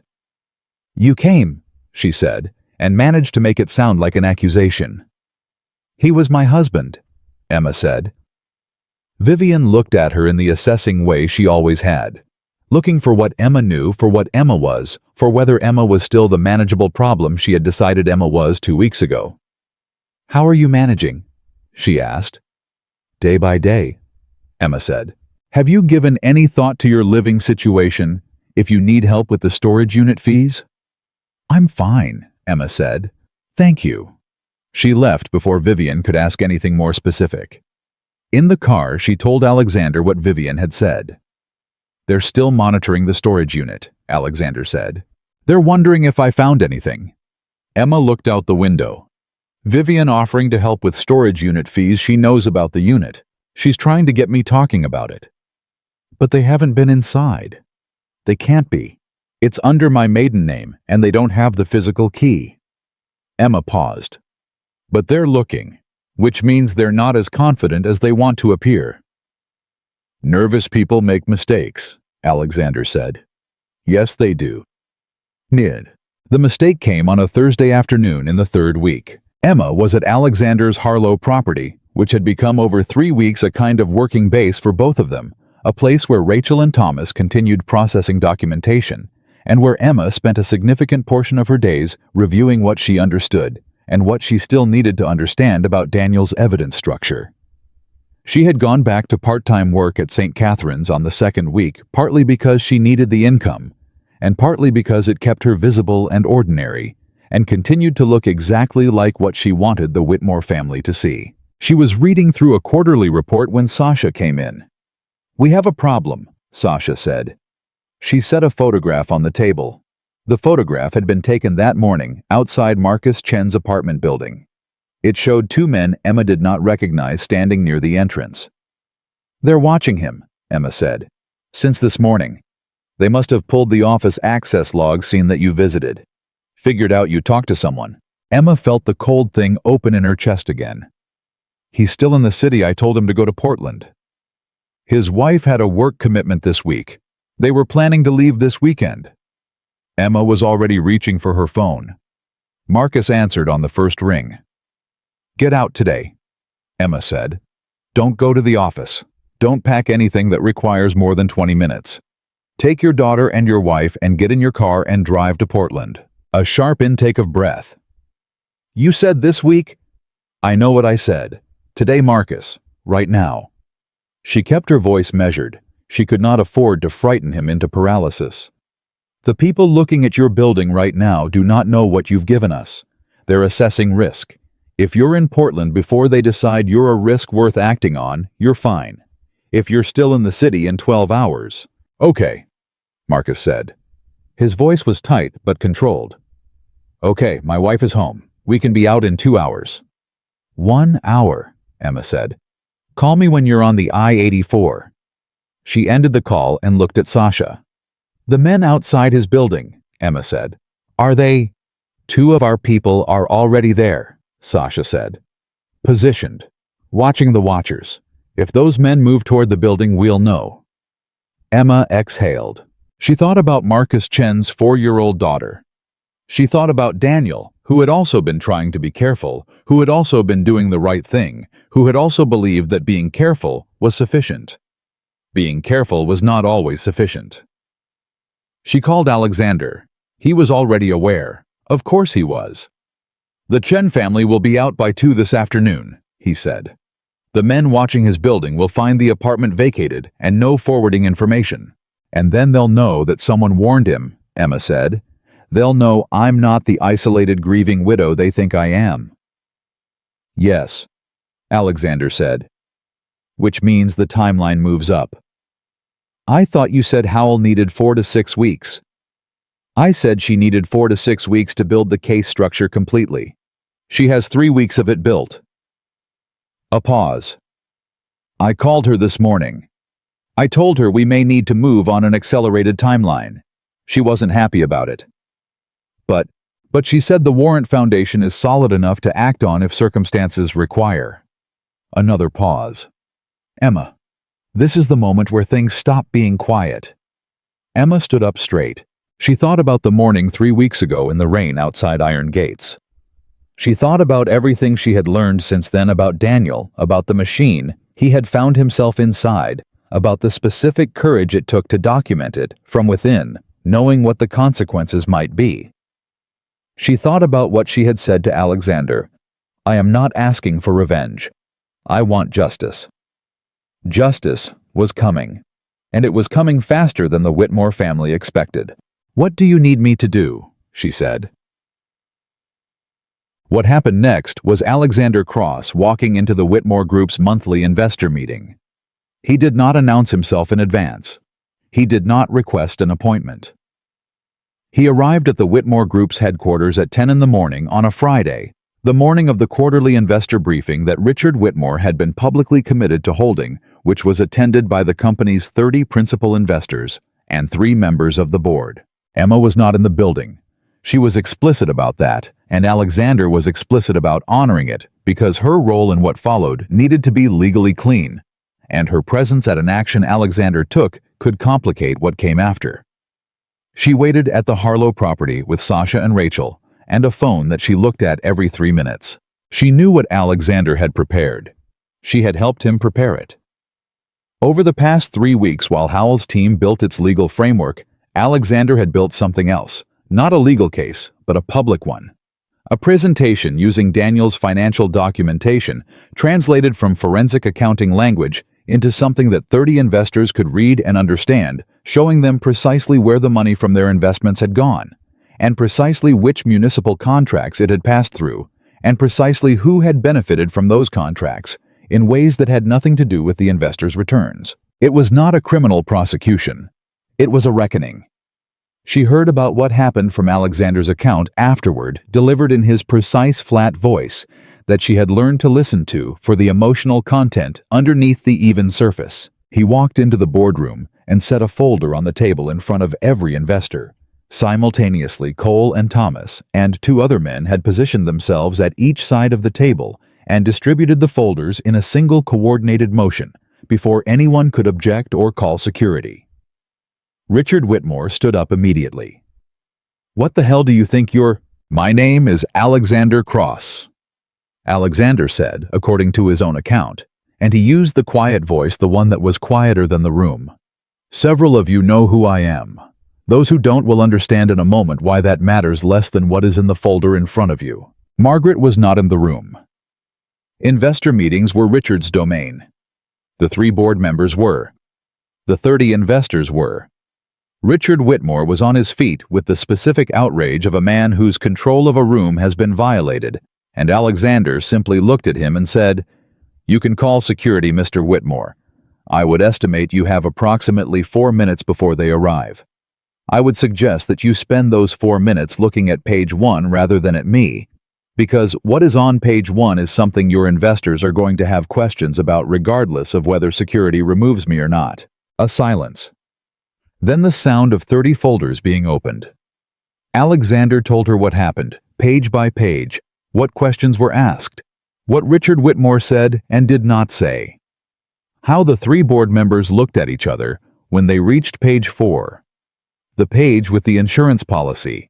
The page that showed $9 million flowing to the family trust from a policy taken out on a dead man's life months before his death. He told her about the moment one of the investors, a man named Gerald Foster, who had been with the Whitmore Group for 11 years, stood up and said in a voice that was very controlled and very cold, "Richard, tell me this is not what it looks like." And Richard Whitmore, who had spent 30 years not answering questions he didn't want to answer, did not answer that one either. Emma listened to all of this and pressed her hand against her sternum and said nothing until Alexander finished. "Was he arrested?" she asked. "Not today. Howell's team is not ready to move yet 2 more days. But what happened in that room today cannot be undone." His voice was even. 30 investors and 3 board members have seen the documentation. 6 of them have already called their own lawyers. 2 have contacted Howell's office directly. "The family will know it was connected to me," Emma said. "They will suspect it. They cannot prove it. The documentation that was presented today came from Daniel's evidence, which is federal evidence which Howell has controlled from the moment we handed it to her. Technically, I walked into that room with publicly derivable information. But they'll know." "Yes," Alexander said. "They'll know." Emma thought about that. She thought about Margaret calling her on the borrowed phone, offering warmth she didn't have, trying to take inventory of what Emma knew. She thought about Vivian, at the memorial, offering to help with storage unit fees. She thought about Richard Whitmore saying she's a nurse with no connections that matter. "Good," Emma said. She meant it simply, not cruelly, not with the heat of revenge, just good. She wanted them to know. She wanted them to understand that the woman they had put outside in the rain had not been sitting in the rain. "There's one more thing," Alexander said. His voice was careful, which meant what followed was not straightforward. "Tell me. When I was leaving the building, one of the board members stopped me in the corridor. Her name is Patricia Doone. She's been on the board for 8 years. She told me that she had been trying to understand Daniel's death since it happened, that she had been uncomfortable with certain things she had noticed in the past year, and that she wanted me to know something." A pause. She said Daniel came to her 6 months ago. Not with evidence, just with a question. He asked her hypothetically whether a board member who discovered evidence of financial fraud within a family-controlled company had any obligation to report it externally. She said she told him she would need to think about it. She said she never followed up. Emma said nothing. She looked like a woman who knows that following up might have changed things, Alexander said. It might have, Emma said. Or they might have moved faster on him. We don't know. She paused. Did she say anything else? She said she wanted to help with whatever came next. She said she has access to board-level documentation that Daniel may not have had access to from the finance division. Financial authorization records going back 12 years. She wants to cooperate. Yes, Emma thought. She needs to talk to Howell, not to us directly to Howell. Board-level cooperation is something federal investigators need to manage within the legal process. If she talks to us first, it could be challenged later. I told her the same thing, Alexander said. I gave her Howell's contact information. All right? Emma exhaled slowly. Okay. Emma. I'm here. Today was significant. What happened in that room today, the investors, the board, the questions Richard Whitmore couldn't answer, that is not something the Whitmore family recovers from quietly. That is the beginning of the end of the structure they built. I know. She paused. Daniel would have... She stopped, started again. He would have wanted it to happen in a room like that, with the people who trusted the family's name being the ones who saw the truth first. He cared about that. He always said that the worst thing about what his family did wasn't the crime, it was that they did it with people's trust. Alexander was quiet. He was a good man, Emma said. I want that to be part of what this story is about. Not just the machine and the corruption. The man who tried to do the right thing from inside it. It will be, Alexander said. Emma looked at the window. The afternoon light was coming in at an angle, the particular gold of late-day sun. He left a note in the false book, she said. If they found this, they didn't find everything. You know the other place. She let that sit for a moment. He knew I would find it. He knew I would know what it meant. He built the whole thing around knowing that I would keep going even when things were taken from me. She pressed her hand flat against her chest. He knew me. Even the parts I had never talked about, the storage unit, the cash, the backup plans. He knew me. Yes, Alexander said quietly. He did. Emma's voice when she spoke next was not broken. It was simply honest, which was sometimes harder. I just wish he had told me what he was afraid of. I would have helped him. I know, Alexander said. And I think he knew that too. I think that's why he didn't. She understood that. She hated it, but she understood it. He had been protecting her. Right up until the road he had been protecting her. And now she was protecting him. His work, his documentation, the 8 months of courage that had cost him everything. She was the through line between what he built and what it would become. That was not a small thing. That was the thing. 2 more days, she said. 2 more days, Alexander said. And then Howell moves. Emma looked at the light in the window. 2 more days. She was ready. The 2 days felt like 2 weeks. Emma went back to St. Catherine's on both of them. Not because she had scheduled shifts, she called Patricia and asked to be put on the board, any available slot, because staying still while Howell's team prepared to move was the one thing her body refused to tolerate. Patricia looked at her across the nurses' station with the expression of a woman who had known Emma for 6 years and understood that when Emma asked for work, she was asking for something else entirely, and put her on the trauma rotation without asking questions. Emma worked. She triaged. She started IVs and read monitors and talked to frightened patients in the voice she had spent 20 years developing, calm, present, specific. She told a 73-year-old man with chest pain that the numbers were looking better. She told a mother of 3 that her daughter's broken arm was clean and would heal correctly. She did the work, and the work held her the way it always had, like a structure that did not ask her to be anything other than competent and present. Between patients, she thought about Richard Whitmore standing in that boardroom, unable to answer Gerald Foster's question. She thought about the insurance policy on Daniel's life. She thought about, "I'll have someone manage the road." She pressed her hand against her sternum and moved to the next patient. On the second evening, she was walking to her car when her phone rang. "Howell, tomorrow morning," Howell said. 7 a.m. coordinated. The Whitmore estate, the Whitmore Group's offices, Theodore Vance's home, and 2 additional locations. I am not at liberty to name tonight. Federal marshals and financial crimes agents. I wanted you to know. Emma stopped walking. All simultaneously.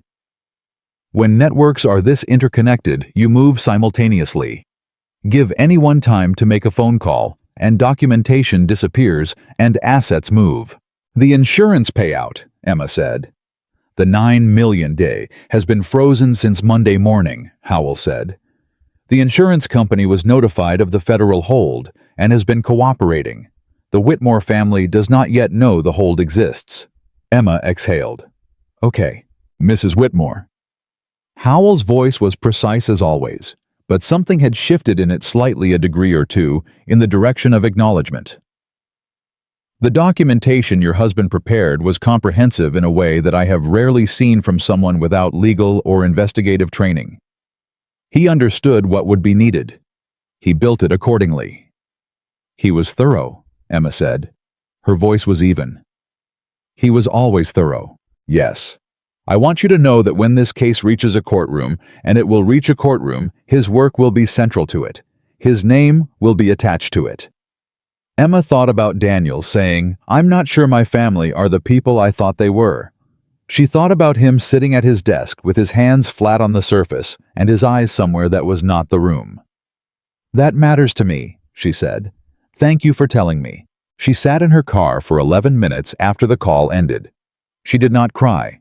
She had made herself a promise on the night she sat in the rain outside those iron gates that she would not spend any of her grief in the direction of people who had decided she was powerless. Her grief was hers. It belonged to the part of this that was about Daniel and her and the life they had built and the life she had expected to continue building. It did not belong to the Whitmore family in any form. She drove back to the Harlow property and told Alexander. He was sitting at the table when she came in, reading something on his phone that he put down when she walked through the door.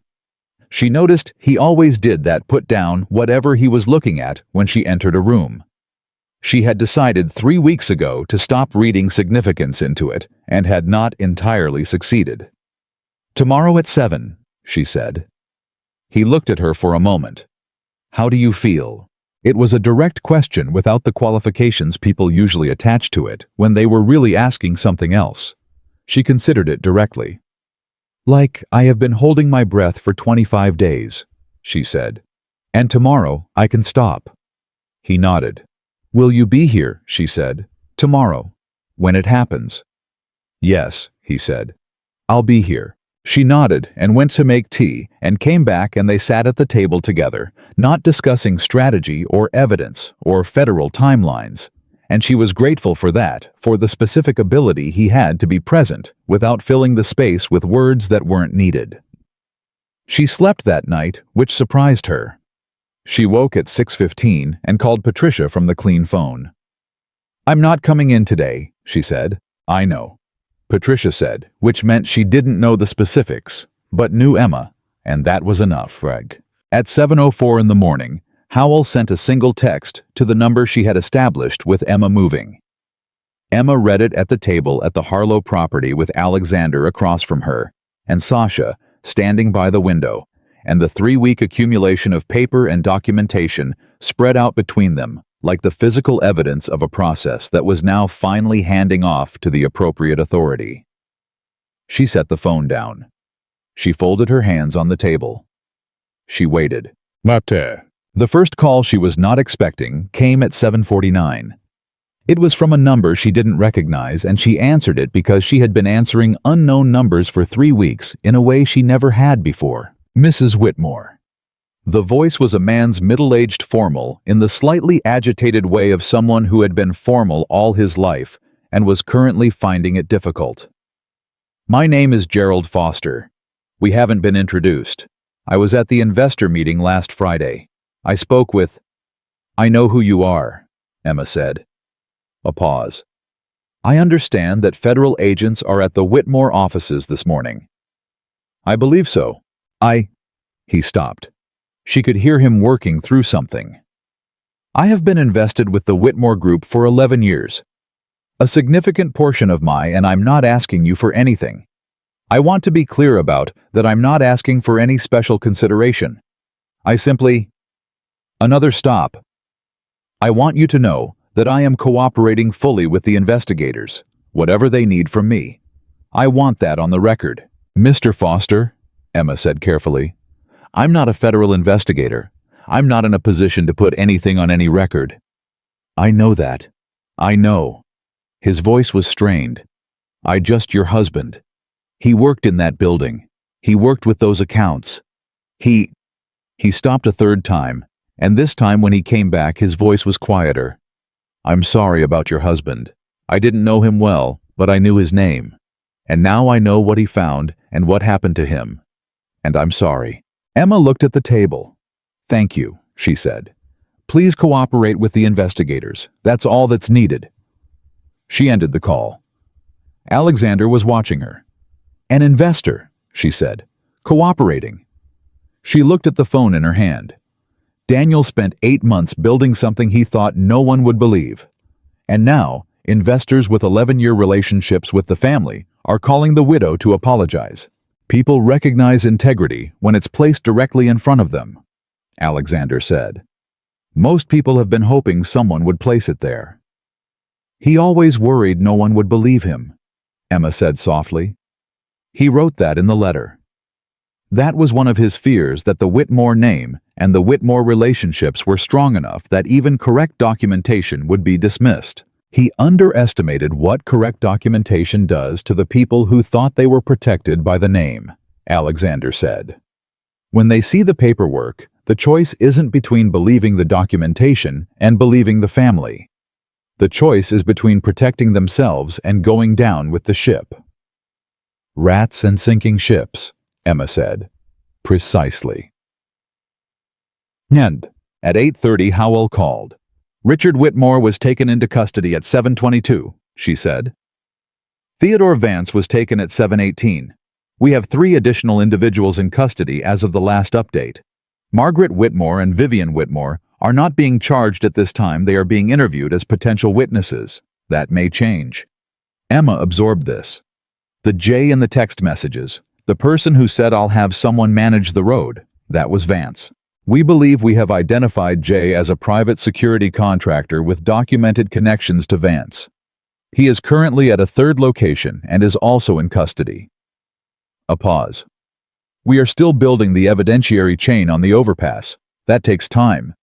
But we have sufficient grounds to hold Vance and the contractor on the financial charges, while the accident investigation is reopened by appropriate authorities." "Reopened," Emma said. "Officially. Officially. As of this morning, Daniel Whitmore's death is being treated as a suspected homicide pending investigation. The original accident report has been flagged." Emma pressed the phone against her ear and looked at the ceiling and did not say anything for a moment. "Mrs. Whitmore." "I'm here," Emma said. I needed a second." She brought her voice back to level. "What happens to the estate? The house, the company, the assets?" "Federal freeze on all Whitmore Group assets pending investigation. The family home is included. Any assets acquired using funds from the corrupted accounts and based on the documentation, that's a significant portion of the estate, will be subject to forfeiture proceedings." Howell's voice was measured. "The civil process for recovering what was taken from you, specifically the accounts, the property agreement you signed under duress, that is a separate track. Civil litigation, not federal.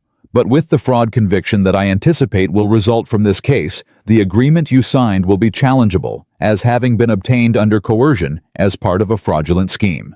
I'll need a lawyer for that," Emma said.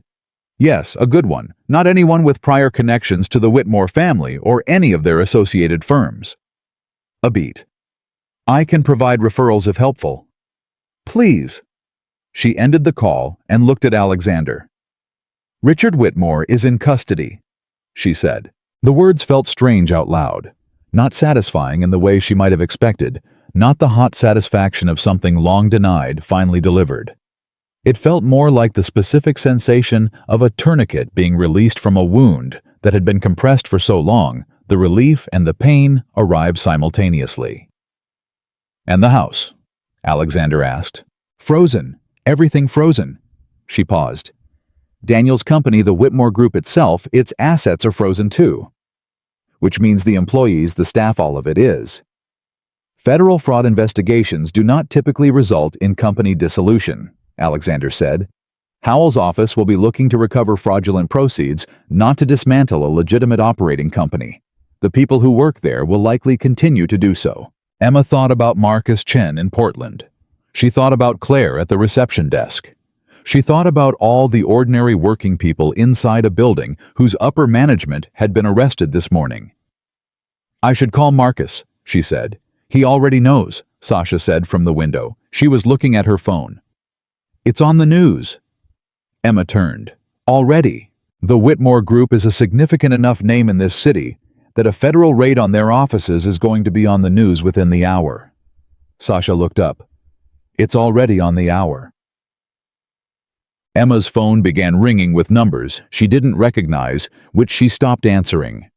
She called Marcus Chen, who was in Portland, who had seen the news, who said, "Oh God," 3 times in quick succession, and then said his daughter had asked him that morning why they were visiting Grandma on a school day, and he hadn't known what to tell her. Tell her Grandma needed a visit, Emma said. Stay in Portland until I call you. Howell's office will want to talk to you formally. I'll give them your contact, that's the correct process. Don't talk to anyone else. The news says Richard Whitmore was arrested. Yes. A long silence. Daniel was right. He was right about everything, Emma said. Every single thing. She called Patricia next because Patricia would see the news and would understand parts of it that Emma had not told her, and Emma was not willing to let Patricia piece it together alone. She told Patricia as much as she could tell.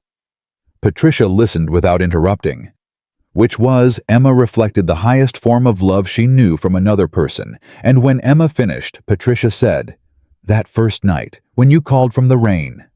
"Yes." "I didn't call you back fast enough." "Pat?" "I didn't call you back for 40 minutes. I was at dinner. My phone was..." "Patricia." Emma's voice was firm and warm simultaneously. "I was not alone for 40 minutes. I want you to hear that. I was not alone." "The man from the hospital," Patricia said slowly. 3 years ago. The one you never told me about." Emma had apparently told Patricia enough during one late-night shift to leave a partial impression. "Yes," Emma said. "Is he..." Patricia stopped. She was a woman of 61 who had been a nurse for 38 years and who applied clinical precision to most things, including questions she was not sure were appropriate. "Is he a good person?" Emma considered this with the seriousness it deserved.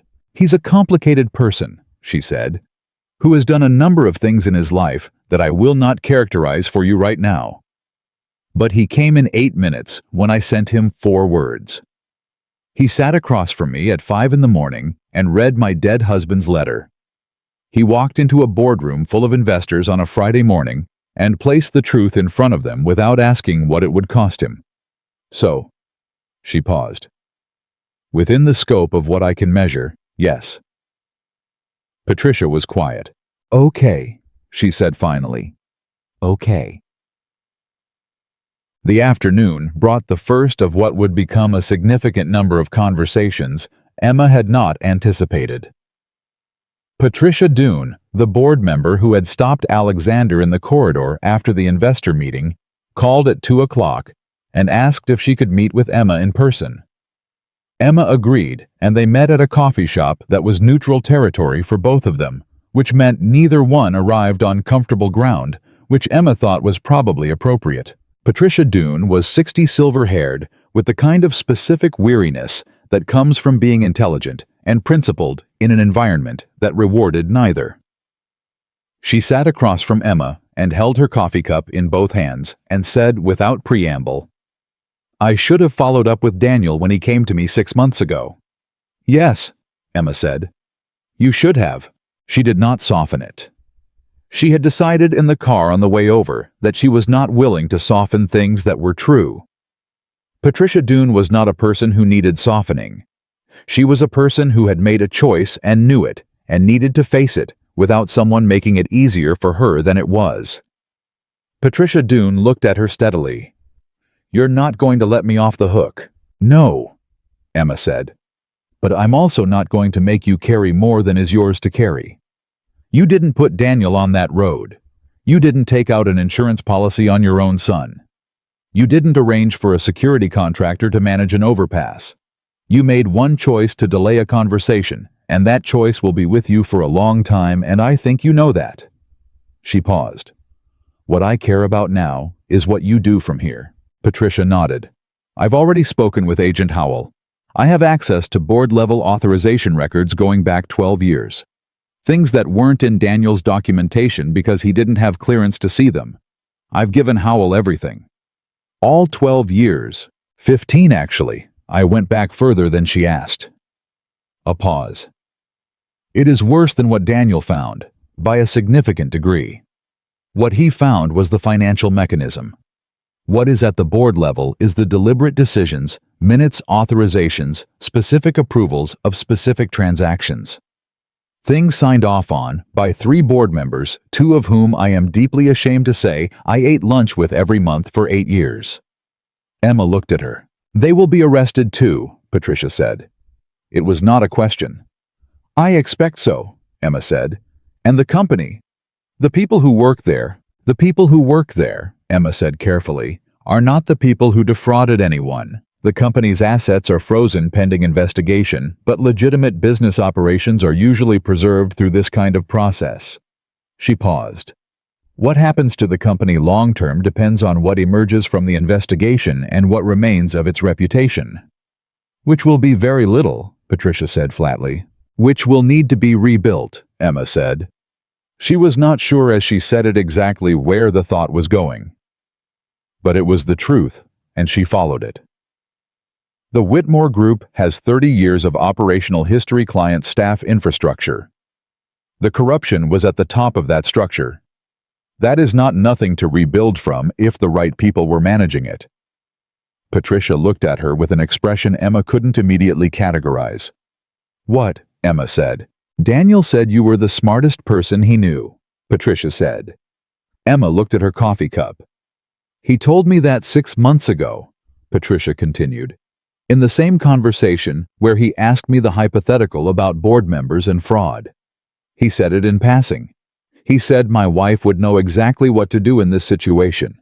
She always knows exactly what to do." She paused. "I don't think he was wrong." Emma pressed her lips together.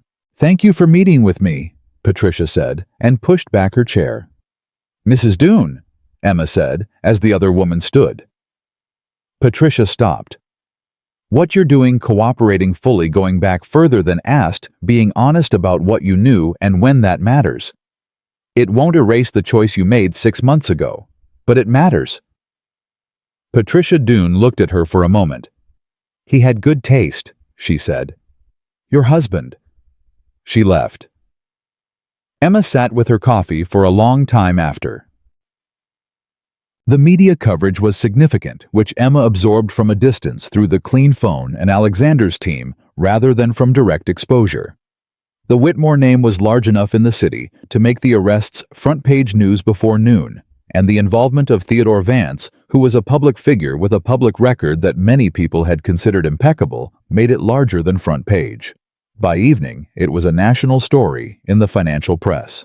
The particular detail that the media focused on most heavily was the insurance policy, not the municipal corruption that was complex and required explanation, but the life insurance policy, the $9 million, the family trust as beneficiary, the timing of it 11 months before a son's death.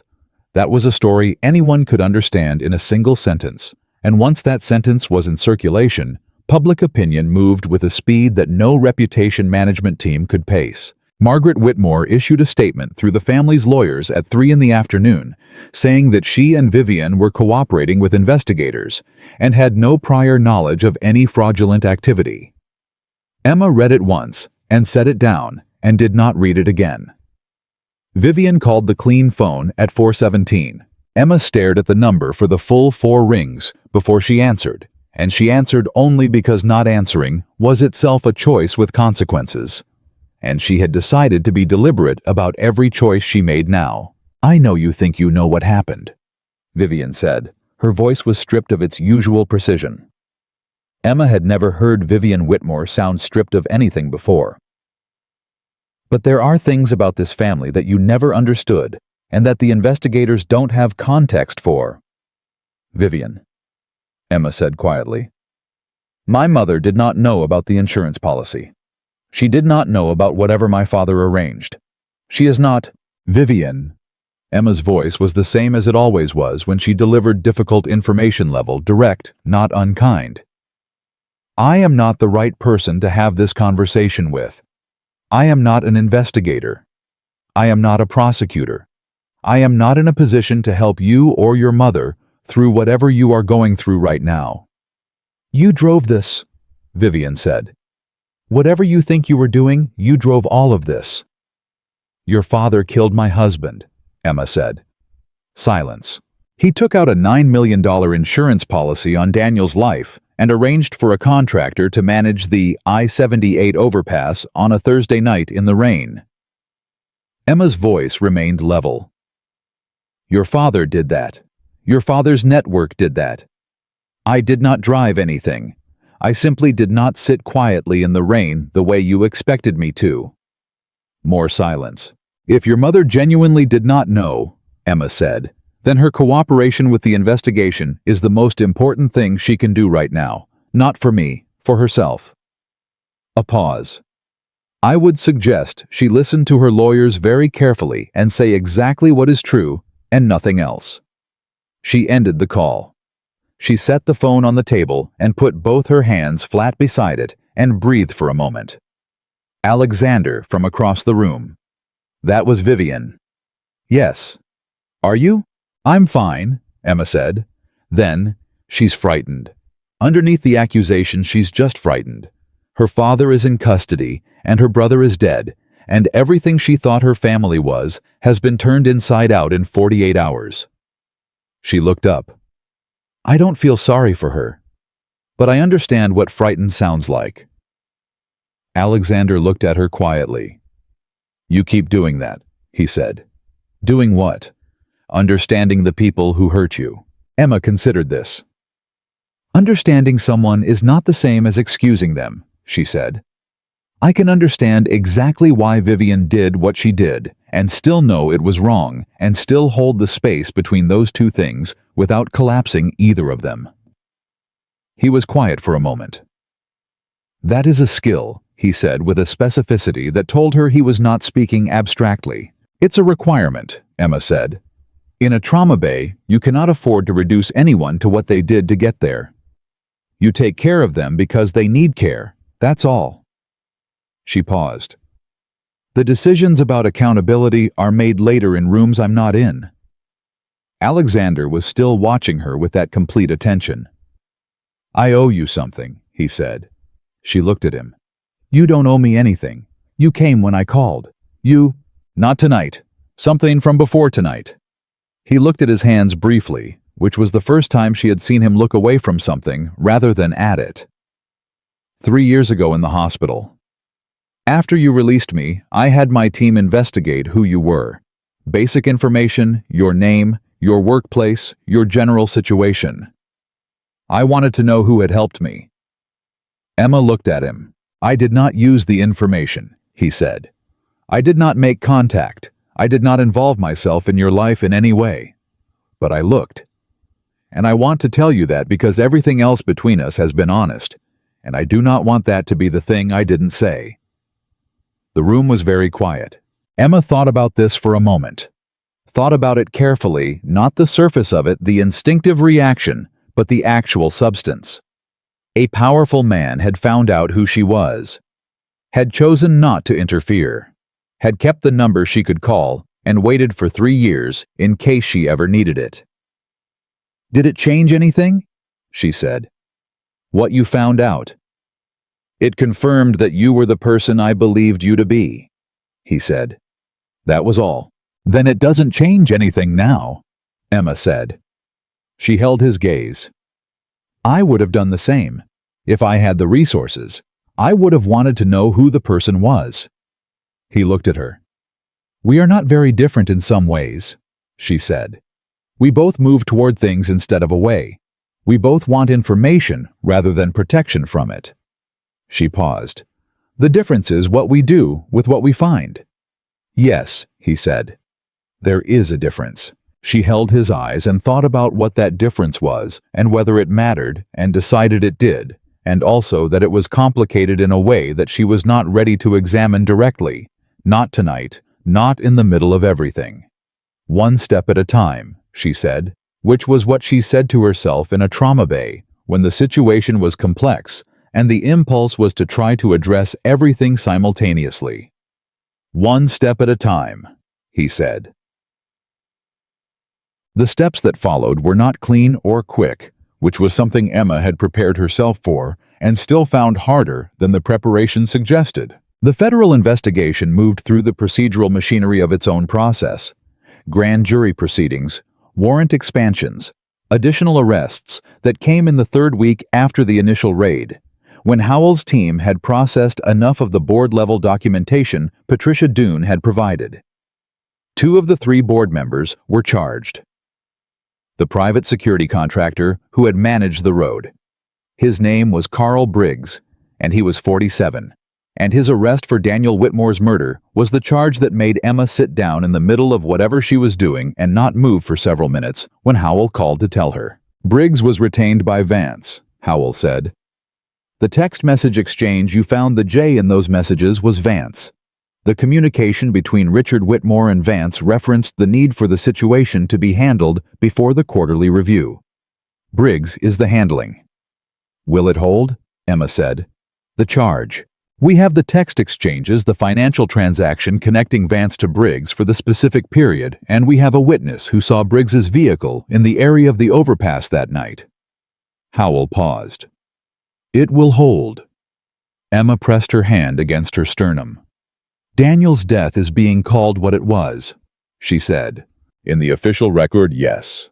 Howell's voice had the particular quality of a person who knew words were insufficient and was not going to pretend otherwise. "I know that is not the same as undoing it." "No," Emma said. "But it is something." The civil process for recovering what the Whitmore family had taken from her was slower and less dramatic and more exhausting.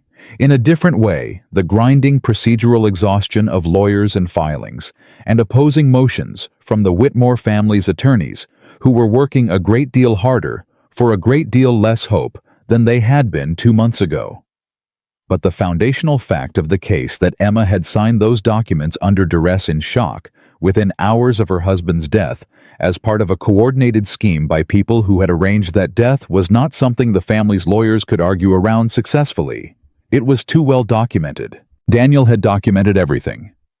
The civil attorney Howell referred her to was a woman named Susan Travers, who was 55 and had the particular directness of someone who had been in difficult rooms for a long time and no longer wasted energy on anything non-essential. She reviewed the case file, all of it including the federal charges, and called Emma with her assessment. "The documents you signed are voidable," Travers said. "Duress, fraud, and absence of independent legal counsel at the time of signing. The prenuptial agreement is a separate matter and will require a closer look, but the estate settlement documents, those are not going to stand." "And the house?" "The house reverts," Travers said. "Timeline depends on the federal forfeiture proceedings, which take priority, but when the dust settles, yes." Emma thought about the house on Grayson Street, where the drawers were in the wrong order because strangers had gone through them, where Daniel's accounting textbooks were still on the 3rd shelf of the study, with a gap where the hollow one had been. "I don't know if I want it," she said. Travers was quiet for a moment. You don't have to decide that now. No, Emma said. I don't. It was Patricia who raised the question 3 weeks after the arrests over coffee. In Emma's borrowed apartment, she had moved from the Harlow property to a small rental near the hospital, which was temporary, which she was comfortable with being temporary because she had grown up understanding that temporary was not the same as unstable. There are 47 employees at the Whitmore Group, Patricia said. She had been meeting with Howell's team weekly and had the current numbers. The operations manager has been holding things together during the federal freeze, but she's not an executive, and the uncertainty is unsustainable. The legitimate business components, the client accounts that have nothing to do with the fraudulent contracts, they need leadership or they start to dissolve. Emma looked at her coffee. The board, Patricia said, is currently 2 members who have not been charged. Myself and a man named Warren Holt, who has been on the board for 3 years, and who was not involved in any of the fraudulent authorizations because he didn't arrive until the fraud was already fully established. 2 board members is not a quorum for most decisions, Emma said. No, Patricia said. It isn't. A pause. Emma, Daniel had shares in the Whitmore Group through his employment agreement. Those shares pending the estate proceedings belong to you. Emma looked up. If the estate proceeds the way Travers believes it will, Patricia said, you become a shareholder of record, with a claim to Daniel's employment-based equity that is substantially protected from the forfeiture proceedings because his shares were earned through legitimate work, not through the fraudulent contracts. She paused. You would not control the company, but you would have standing at the board level. What are you asking me? Emma said directly. I'm not asking, Patricia said. I'm informing. What you do with the information is entirely yours. She held Emma's gaze. What I am noting, simply noting, is that there are 47 people whose jobs currently depend on someone with authority and credibility stepping into the space that 3 arrests have left empty. Emma looked at the coffee cup in her hands. She thought about Daniel saying 8 months into finding the thread that he wasn't sure his family were the people he had thought they were. She thought about him going to Patricia and asking the hypothetical about board members and fraud. She thought about all the ways he had tried to navigate a system he was embedded in while simultaneously trying to dismantle the parts of it that were wrong. She thought about the 47 people who had come to work at a building that put their names under a logo and had not known what the people above them were doing with the money those names helped earn. I need to talk to Susan Travers, she said. I know, Patricia said. I'm not asking for anything tonight. And I need time. I know that too. Emma set down her coffee cup. Patricia. Yes. You said Daniel told you I would know exactly what to do. She held the older woman's eyes. I want you to know that is the most frightening thing anyone has told me in this entire 2 months, including the things that were actually frightening. Patricia looked at her steadily. He was not wrong. Emma pressed her lips together. She was not sure he was wrong either. That was the most frightening part of all. The night before Emma's first official meeting with Travers about the estate, she went to the storage unit, not for anything specific, not for documents or evidence or anything that needed to be retrieved. She went because it was the place that had mattered most in all of this, the place that predated Daniel and the Whitmores and the whole brutal architecture of the last 2 months, the place that had existed quietly under her maiden name for 7 years, as testimony to the particular kind of knowledge that comes from learning early that things get taken. She sat on the floor beside the fire safe and the cedar-scented boxes and her mother's quilt, and the gap where Daniel's box had been, and she let herself feel all of it. She felt the grief which was still there and would be for a long time. Not the sharp initial grief of those first 2 days, but the particular grief of a person who had come to understand fully the magnitude of what was lost. Daniel had been more than she had known while she had him, which was the specific cruelty of a loss like this, the understanding arriving after the person. She felt that. She felt the anger which she had been holding in its compartment carefully, and which needed here to be taken out and acknowledged as legitimate and real. She was angry. She was furious. At Richard Whitmore at the machine he had built at the contractor named Carl Briggs, who had managed a road in the rain at the 11 months of a policy taken out on her husband's life while he sat across from her at breakfast and said things like, "Did you sleep okay? And do you want me to pick up anything on the way home?" She felt both of those things fully in the storage unit, with the door rolled down and the cedar smell and the quiet. Then she folded them back into the place where they were stored, and she stood up, and she thought about what came next. What came next was a meeting with Susan Travers, a set of proceedings that would take months to work through. 47 employees in a building that needed someone to walk through the door with authority. Patricia Doone and Warren Holt, and the specific question of what the Whitmore Group became when the Whitmore name was stripped of the protection it had been using to cover its own corruption. What came next was a life. Rebuilt. Not the life she had expected that one was gone, and she was not going to spend energy mourning the specific shape of the future she had imagined, because that was not where her energy belonged. She had energy for building, not for mourning what could have been built. That was the difference. She picked up her mother's quilt and held it for a moment. The weight of it, the specific warmth of something her mother had made with her own hands before everything in Emma's childhood began to be taken, and then she set it back down on the shelf and rolled up the storage unit door and walked out into the evening. She called Alexander on the way to her car. He answered on the first ring, as he always did, and she thought about that, about a man who always answered on the first ring, who had sat across from her at 5 a.m, reading her husband's letter, who had walked into a boardroom on a Friday morning, because no one had the right to take everything from a person who had saved his life, and she thought, this is complicated. This is not simple. And she was not ready to look at it directly yet. But she would be. "I'm going to meet with Travers tomorrow," she said. "I know," he said. "And after that, I'm going to have a conversation with the Whitmore Group's operations manager." A pause. "About the company." "About the 47 people," she said. "The company is a separate question. The 47 people are the immediate one." He was quiet for a moment. "One step at a time," he said. "One step at a time," she said. She got in her car and drove toward the city, and the evening was clear, and the lights were coming on one by one, the way they always did when the day was finishing, and Emma Whitmore drove forward into all of it without flinching. That was who she had always been. Now the world was beginning to understand it. Susan Travers did not waste time on preamble. She was already at the conference table when Emma arrived with 3 folders open and a yellow legal pad covered in her precise handwriting, and she looked up and said, "The estate documents are voidable. The prenuptial agreement is not. Those are the 2 facts that will govern the next 4 months of your life, so I want you to be clear on both of them before we discuss anything else." Emma sat down. "Walk me through it." "The settlement documents you signed the morning after Daniel's death, signed under duress without independent counsel as part of what federal investigators have now formally characterized as a coordinated fraudulent scheme. Those do not stand. We filed the challenge this week. Opposition will come from whatever remains of the Whitmore family's legal team, which at this point is 2 attorneys trying to manage 4 concurrent criminal proceedings and a federal asset freeze simultaneously. They will not prioritize fighting us." Travers turned a page. "The prenuptial agreement is different.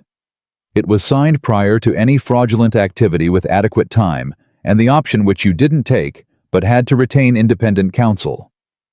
It will likely hold, which means the family trust assets remain protected by the prenup. Yes, but..." Travers held up one finger. "The prenup protects assets that existed prior to the marriage. Assets acquired during the marriage, including Daniel's employment-based equity in the Whitmore Group, are marital property, and assets that can be demonstrated to have grown during the marriage through legitimate business activity rather than fraudulent proceeds are subject to equitable distribution." Emma was following this precisely. "Daniel's shares." "Daniel's shares," Travers confirmed. "Earned through 9 years of legitimate employment, not connected to the fraudulent contracts. Federal investigators have specifically separated his compensation structure from the proceeds being targeted for forfeiture." She closed one folder. "You are the beneficiary of his estate. His shares come to you." "What percentage?" 8.4% of the Whitmore Group's total equity. Travers said it flatly without drama, the way you say a fact that is significant and does not need decoration. Not a controlling stake, but not nothing. Emma sat with that number for a moment. 8.4% of a 30-year-old company with 47 employees and a client roster that, absent its fraudulent components, represented legitimate and substantial business. The house on Grayson Street, Emma said, reverts. The title was in Daniel's name and subject to the estate. The Whitmore family's claim on it through the settlement documents you signed is void once we file. Realistically, you have access in 6 to 8 weeks. I don't know if I want it, Emma said, which was what she had told Patricia and was still true. You don't have to know yet, Travers said, but you should know you have it. Emma nodded. One more thing. The foundation. Travers looked at her over her reading glasses. You mentioned this on the phone. Yes, I want to establish a foundation, non-profit, supporting victims of family-based financial abuse and coercive control, specifically people in positions like mine. People who were legally isolated from their own assets through family pressure or fraudulent documentation. People who signed things they shouldn't have signed because they were alone and frightened and didn't know they had options. She held Travers's eyes. I want it established before the estate proceedings conclude. I want it to exist independently of whatever I recover from those proceedings. Travers looked at her for a long moment. That is doable, she said. It will require a separate entity structure and non-profit registration, which I can handle, but I want to be clear about the timeline. We are talking months, not weeks. I know, Emma said. I'm not in a hurry. I want it done correctly. Travers wrote something on her legal pad. Does it have a name? Emma had thought about this. She had thought about it in the storage unit sitting on the floor beside her mother's quilt. And the name had arrived the way things arrive when they have been forming in the background without your direct attention. The Garfield Foundation, she said. Her maiden name, not the Whitmore name which belonged to the story that had been done to her. Her own name. The name under which she had kept a storage unit for 7 years and paid the fees in cash and maintained the small specific insurance of a woman who understood that things got taken. The Garfield Foundation. Travers wrote it down. Good name, she said. The conversation with the Whitmore Group's operations manager happened on a Thursday afternoon in a conference room that Emma had never been in before, which struck her as the appropriate setting, new space, new ground. Nothing she was walking back into. The operations manager was a woman named Diane Ostrowski, 58, who had been managing the company's day-to-day logistics for 11 years, and who had the particular quality of someone who had been holding a complicated structure together through sheer professional will for the past month and was running low on will. She looked at Emma across the table with an expression that contained wariness and exhaustion, and something else, a specific alertness that Emma recognized as the look of a person who has decided that the person in front of them might matter. I know who you are, Diane said. Everyone in the building knows who you are. I imagine so, Emma said. Some of them are angry, Diane said directly. I want to be honest with you about that. Some of the employees feel that what happened, the investigation, the arrests, regardless of what the Whitmore family did, it disrupted their lives. Their paychecks were delayed for 2 weeks during the freeze. Some of them have families. I know, Emma said. That's why I'm here. Diane looked at her. I am not here to tell anyone how to feel about what happened, Emma said.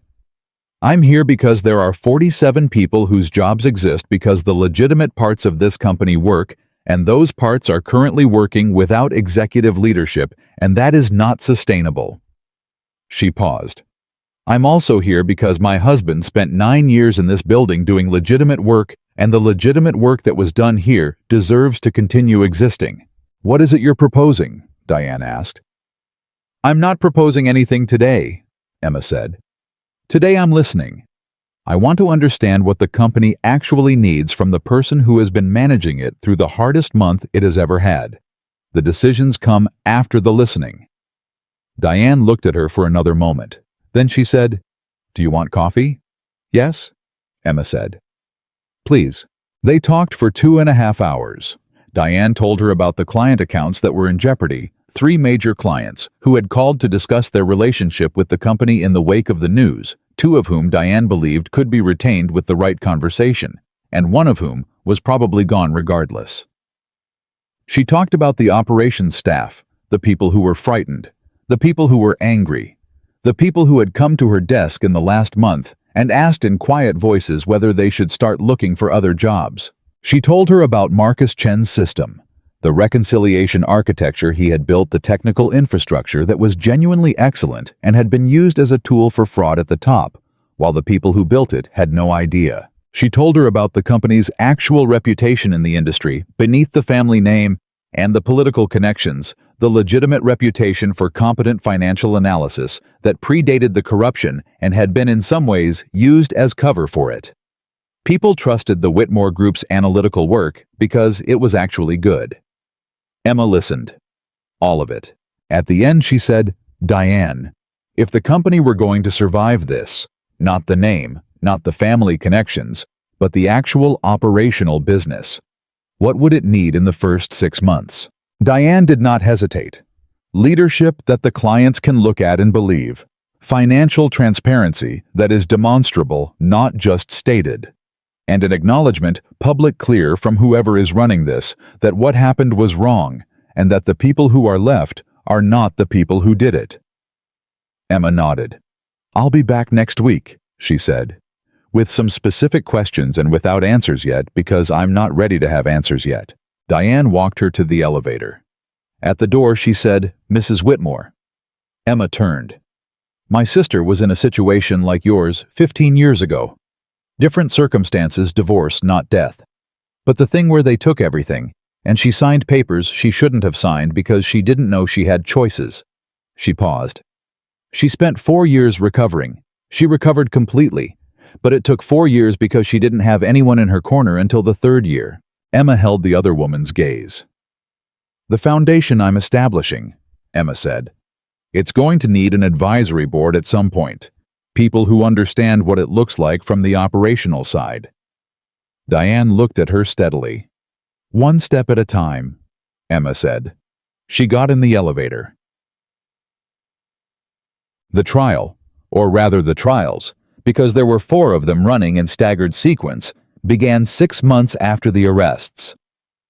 Richard Whitmore was tried first on the financial fraud charges. The murder charge, the conspiracy to commit murder charge, which was what Daniel's death had been filed, as was a separate proceeding, joined with Carl Briggs and Theodore Vance, and it came second. Emma testified at both. She had been prepared for the first by Travers and by Howell, who walked her through what to expect with the specific efficiency of people who had done this many times, and understood that preparation was the only antidote to a courtroom's particular brand of controlled chaos. She had been prepared for the second by no one, because there was no preparation for sitting in a witness box and describing the night you identified your husband's body, and the morning his family locked you out of your house, and the specific 4 words you sent to a man you hadn't contacted in 3 years. She was asked on cross-examination by Richard Whitmore's defense attorney whether it was true that the man who had helped her access Daniel's storage unit and organize the evidence and contact federal investigators was Alexander Cross. Yes, Emma said. And can you describe Mr. Cross's professional background? Howell objected. Sustained. The attorney tried 3 more angles.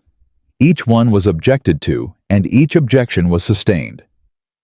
Emma sat through each one with her hands in her lap and her spine straight and her voice exactly where it needed to be. After in the corridor, Alexander was waiting.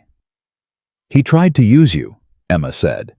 He tried to use me to discredit you, Alexander said. It did not work. Because Howell was better. Because the documentation was stronger than anything he could do to the messenger. He looked at her. How are you? Emma thought about it honestly. Tired, she said. In the way that comes from doing something correctly for a very long time. Not the bad kind. He nodded. I want to tell you something, Emma said. He waited. When I testified today about the storage unit, about why it existed, about the cash and the documents, and what it meant to have kept it under my maiden name, the defense attorney looked at me like I had said something that confirmed his theory about who I was, like keeping a backup plan made me calculating. She held Alexander's eyes. And I sat there and I thought the woman who kept that storage unit is the reason Daniel's evidence is in federal hands. The woman who paid $42 a month for 7 years because she understood that things get taken is the woman who had somewhere for Daniel to leave what he left. She paused. Everything they tried to use against me was actually just me. Just the person I had always been. Alexander looked at her. Yes, he said simply. I wanted to say it out loud, Emma said. To someone who was there for the beginning. I was there for the beginning, he said. They walked out of the courthouse together into an afternoon that was clear and cold, and Emma turned her face up to the sky for a moment, the way you do when you have been inside a closed room for too long and the outside air is a reminder that the world is larger than the room. Richard Whitmore was convicted on 11 counts of financial fraud and 2 counts of conspiracy. Theodore Vance was convicted on 8 counts of financial fraud, 3 counts of bribery, and 1 count of conspiracy to commit murder. Carl Briggs was convicted of second-degree murder in the death of Daniel Whitmore. The judge in Briggs's case, reading the verdict, noted for the record that the evidence assembled by Daniel Whitmore over the 8 months preceding his death had been meticulous, comprehensive, and essential to the prosecution's case. She said his name clearly twice. Emma was in the courtroom for both times and pressed her hand against her sternum and let herself feel it. Daniel Robert Whitmore.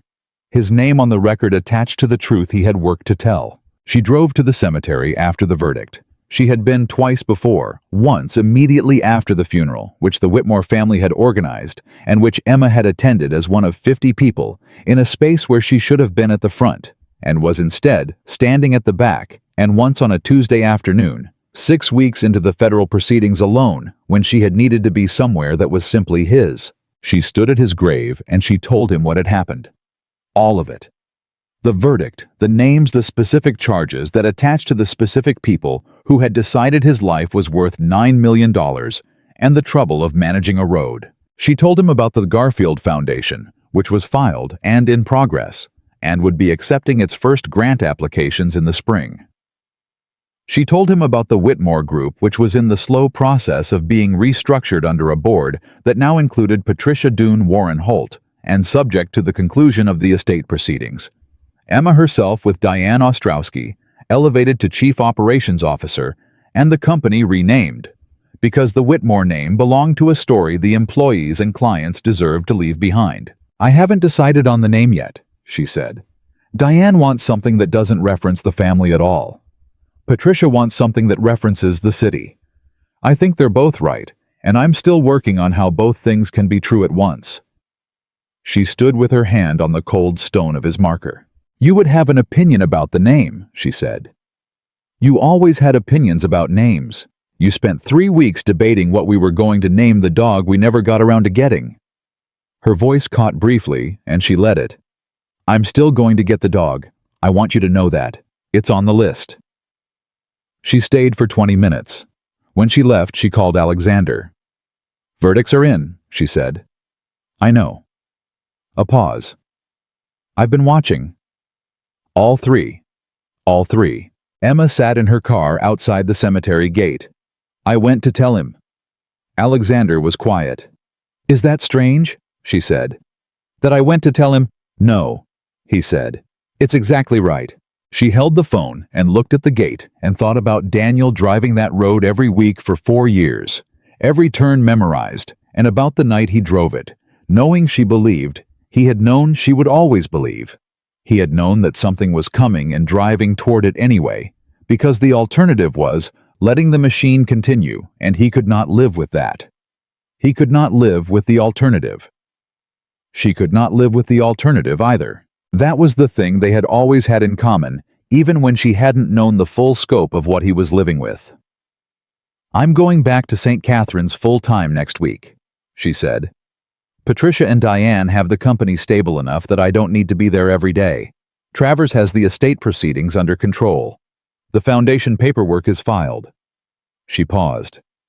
I want to go back to work. The actual work. The work I trained for. Good, Alexander said. You say that like you expected it. I did expect it, he said. You belong in that hospital. You've been operating outside it for 6 months and doing it well, but it's not where you live. The hospital is where you live. Emma thought about that. About the specific truth of it, the way she had felt on the 2 half shifts she had worked during the worst of the proceedings, like something in her had clicked back into its correct position. Yes, she said. It is. The foundation, he said. The company restructuring. Those don't require you to leave the hospital. They require you to be available, which is different. I know. She paused. I'm going to need a board for the foundation. People who understand different parts of what it does. I know, he said. I was thinking if you were willing, someone with resources outside the conventional system might be useful. Someone who understands how people get isolated and what it takes to help them when the ordinary channels have failed them. A pause on the line, a longer one than his pauses usually were. You're asking me to serve on your nonprofit board, he said. I'm noting that your particular experience might be relevant, Emma said. What you do with the note is up to you. He was quiet for another moment. Send me the foundation documents, he said. I'll review them. That's not a yes. It's not a no. Emma almost smiled. It was the first time in 6 months that something had arrived that felt like the specific lightness of almost smiling without having to work for it. I'll send them tonight. The thing between them, the thing that had been present since the night she sent 4 words to a number she had kept for 3 years, came to a surface in a way that was not dramatic. That was the thing about her life Emma had started to understand. The moments that mattered most were rarely the ones with the most noise around them. The moment she had decided to send the message had been quiet. The moment she had found Daniel's box in the storage unit had been quiet. The moment she had sat in the witness box and said her husband's name had been quiet. This was quiet too. It was a Saturday in late November. 4 months after the verdicts, 6 months into the company restructuring, 3 weeks after the Garfield Foundation had received its first formal grant application from a woman in the eastern part of the state, whose in-laws had done to her something remarkably similar to what had been done to Emma. And Emma had read the application and called Travers and said, "This is exactly what we built this for." Alexander came to her apartment, her real apartment, now a place she had chosen and signed a lease on and furnished with her own things from the storage unit, plus new things she had selected herself with the particular pleasure of a person building a space for the life ahead rather than the life behind. He came for dinner, which they had started doing monthly, then twice monthly, then more frequently than that without either of them remarking on the increasing frequency. He brought wine. She cooked because she had discovered during 6 months of enormous professional pressure that cooking was the one activity that reliably quieted her brain, in the same way trauma nursing did, the requirement of complete present attention, the rhythm of sequential tasks, the satisfaction of something becoming something else under your hands. They ate and talked about the Foundation's first grant application, and about Marcus Chen, who had returned from Portland and was now technically the company's head of financial systems, which was a title Diane had created specifically for him, and which he had accepted with the specific expression of someone receiving more than they had expected and not knowing quite how to carry it. They talked about Patricia Dune's idea for the company's new name, which was Meridian Financial Group, and about Warren Holt's competing suggestion, and about Emma's thought that the name should be decided by the employees, not the board, because the employees were the ones who had to wear it. After dinner, Emma set down her glass and said without planning to say it, "I've been thinking about what you told me. About investigating who I was after the hospital 3 years ago." Alexander set down his glass too. "I've been thinking about it for 6 months," Emma said. "Not in a bad way, in a trying to understand it correctly way." She held his gaze. "You knew who I was for 3 years before I called you. You knew where I worked, my name, my situation. And you waited." "Yes," he said. Why? She said. Not the answer you gave me before I understood that answer. I mean, why wait? If you wanted to know if I was the person you believed me to be, you could have. You had every resource to stay connected to check into. Because it would have changed it, Alexander said. If I had contacted you, used my resources to place myself in your life, you would not have been choosing. You would have been responding to a pressure I created. He was holding her eyes steadily. I did not want to be a pressure. I wanted to be an option. Something you could use if you needed it and put down if you didn't. Emma looked at him. A number you kept in your phone under a contact name, she said. Yes. For 3 years. Yes. She was quiet for a moment. You are aware that most people would not find that a romantic story. Something moved in his face, the near smile she had learned to read over 6 months, the one that arrived in his eyes before it had any chance of reaching anywhere more visible. I'm aware. I find it a romantic story, Emma said. That's probably relevant information. He looked at her without speaking for a moment. Emma, he said. I know what you are, she said before he could continue. I have known since the night I answered your nurse's station chart questions and sent you home when you wanted to leave 2 hours early. I have known since I looked up your name in the hospital's incident report after you left. I know what people say, and what some of those things are probably true, and what some of them are probably not. She held his gaze. I am not naive about who I am sitting across from. I know you're not. And you are not naive about who you're sitting across from, she said. A woman who has just spent 6 months in federal proceedings, and civil litigation and nonprofit registration and company restructuring, and who goes back to full-time nursing next week, because that is where she lives. She paused. A woman who is not going to ask you to be something different than what you are, and who is not going to pretend to be something different than what she is. No, he said. You have never done that. Then we understand each other, Emma said. He looked at her for a long, quiet moment. We understand each other, he said. It was not a declaration. It was not a grand gesture. It was 2 people at a dinner table in late November, stating a thing that was true about them in the particular way of people who have learned through significant and sometimes brutal experience that honesty is more durable than performance. Emma picked up her wine glass. Good, she said.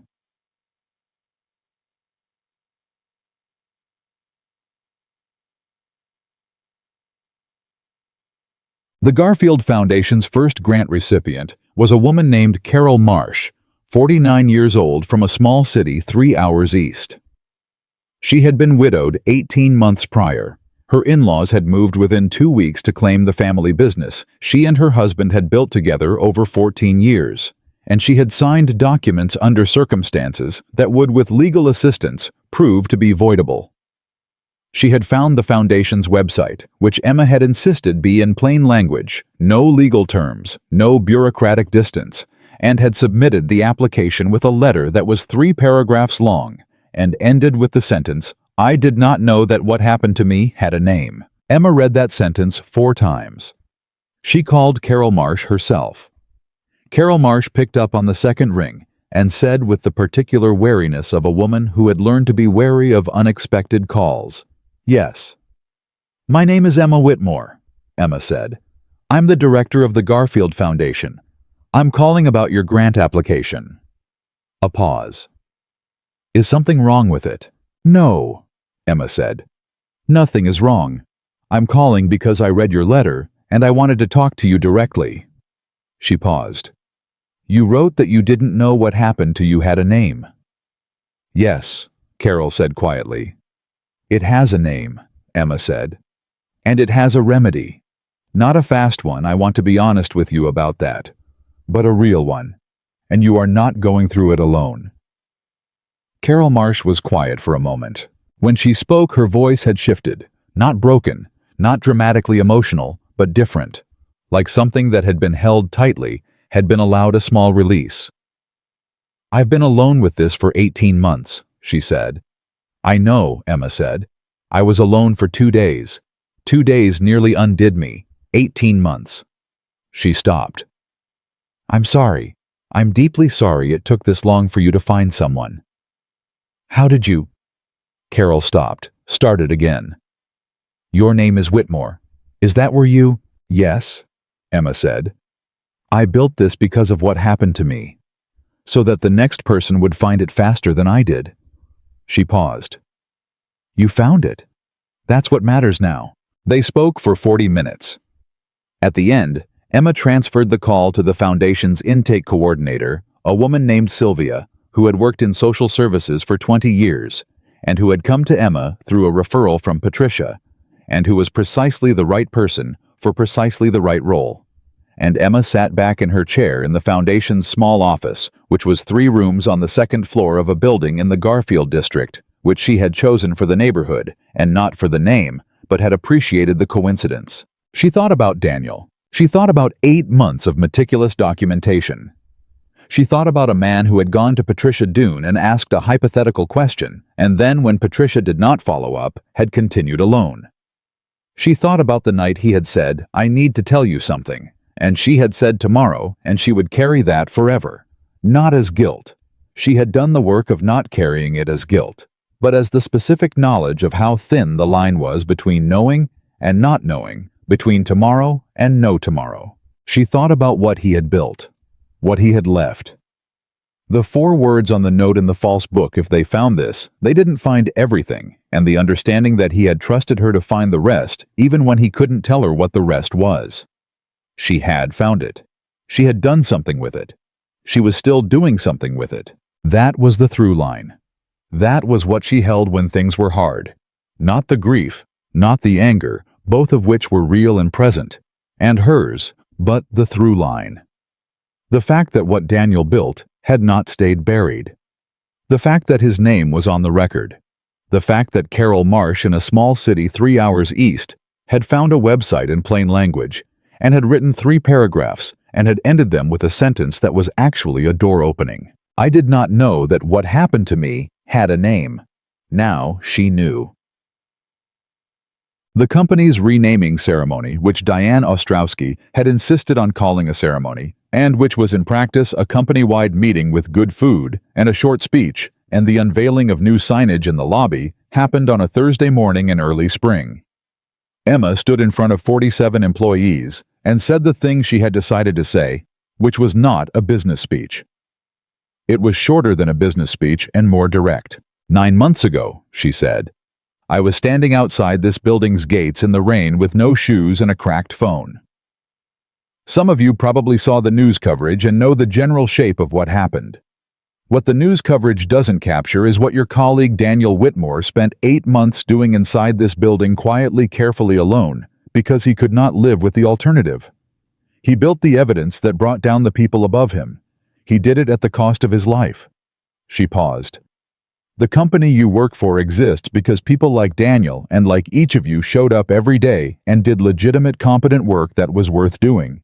That is not nothing. That is actually the whole thing. She looked around the room. Meridian Financial Group is not a fresh start. It's a continuation of the part of this company that was always worth continuing. I intend to honor that. I expect the same from everyone in this room. She stepped back from the podium. The room was quiet for a moment. Then Diane started clapping, and the rest of the room followed, and Emma stood and accepted it without deflecting it, because she had learned in 6 months of standing in rooms where people needed someone to stand in them that deflecting acknowledgement was its own kind of dishonesty. She had stood in rooms. She would continue to stand in them. That was who she was. In April, Emma went back to St. Catherine's for her first full week of full-time nursing since the night she had received the call at 6:17 in the morning, and the world had changed. Patricia met her in the parking lot on the first morning, which she had not known Patricia was going to do, and which moved her in a way she didn't have language for immediately. You didn't have to come, Emma said. I know, Patricia said. I wanted to. She looked at Emma with the expression she had always had, the one that managed to be both warm and completely clear-eyed simultaneously, that had been seeing Emma accurately for 6 years. How do you feel? Emma thought about it. She felt the weight of Daniel, which she would always carry, which had become not lighter, but differently distributed over 9 months, spread across more of her, not concentrated in the same place. She felt the tiredness of 6 months of proceedings and decisions and rooms and testimony and letters and phone calls. She felt the Foundation and Meridian and Carol Marsh and Marcus Chen and Diane and Patricia and 47 people who had come to work on a Thursday morning in spring for a company with a new name. She felt Alexander, who had sent her a text that morning at 6:05 that said simply, "First day. I know you don't need luck." She had read it twice and not replied because the reply she wanted to send was not 6:05 in the morning ready yet, but it was forming and it would be ready when it was ready, and that was fine. She felt her mother's quilt on the wall of her apartment where she had finally hung it in January, the wall space finally existing, because she had chosen it and made it. She felt herself, all of it, the whole complicated, rebuilt, forward-facing weight of who she was now. "Ready," she said. Patricia smiled. They walked into St. Catherine's together, through the doors that had always been the doors Emma walked through when she was going towards something, rather than away from it. And the trauma bay was already humming with the particular morning energy of a place that does not pause for anything. And Patricia went to the nurse's station, and Emma went to the board, and looked at the roster, and picked up a chart, and walked into Bay 3, where a patient needed her. She did not think about the rain outside the Whitmore gates. She did not think about cracked phones or iron gates or settlement documents signed in shock. She thought about the patient in Bay 3, and what they needed and what she was going to do about it. That was the whole job. That was always the whole job. 6 months after the verdicts, a journalist writing about the Whitmore case for a national publication called Emma and asked for an interview. Emma said she would think about it and called Travers, who said it was her choice. She called Alexander, who said the same thing in fewer words. She called the journalist back the next day. "I'll give you 1 hour," she said. "And I want to talk about Daniel first, before anything else. Before me, before the investigation, before Alexander Cross or the federal case or any of it. Daniel first." The journalist agreed. The piece ran 6 weeks later. It was titled, simply, "What He Left Behind." Emma had not chosen the title, and would have chosen something different. But when she read it, she understood that it was accurate. It was about Daniel, about the 8 months of documentation, about the methodical courage of a man working alone inside a corrupt system, about the note in the false book, and the box in the storage unit, and the 4 words on the tape in his handwriting for Emma. "I'm sorry." The journalist had asked her in the interview what she wanted people to understand about her husband. Emma had answered without pausing. "He was afraid," she said. "I want people to know he was afraid. He was not fearless. He did not do what he did because it was easy, or because he was the kind of person who doesn't feel danger. He felt all of it. He did it anyway. That's not an absence of fear. That's something much more valuable than an absence of fear." The article was read widely. The Garfield Foundation received 47 new inquiries in the week after it published. Emma read every one. The last conversation Emma had with Margaret Whitmore happened in September, 14 months after the night in the rain. Margaret had not been charged. She had cooperated with investigators and had been characterized by Howell's team as someone who had known that her husband's business dealings were irregular, but had not had direct knowledge of the specific fraudulent mechanisms or of what had been arranged on the I-78 overpass. That characterization was, as far as the law was concerned, sufficient. Margaret Whitmore was not in prison. She called Emma on a Tuesday morning and asked if they could meet. Emma almost said no. She picked up the word to say it, and then set it down again, and thought about what Daniel would have done, which was not a question she asked herself often, because she was not Daniel, and her choices were hers, but occasionally it clarified something. Daniel would have gone. Not to forgive forgiveness was not a transaction, was not something owed by the person who had been wronged, was not on any timeline someone else could set. But to hear, to know, to be the person in the room who did not flinch.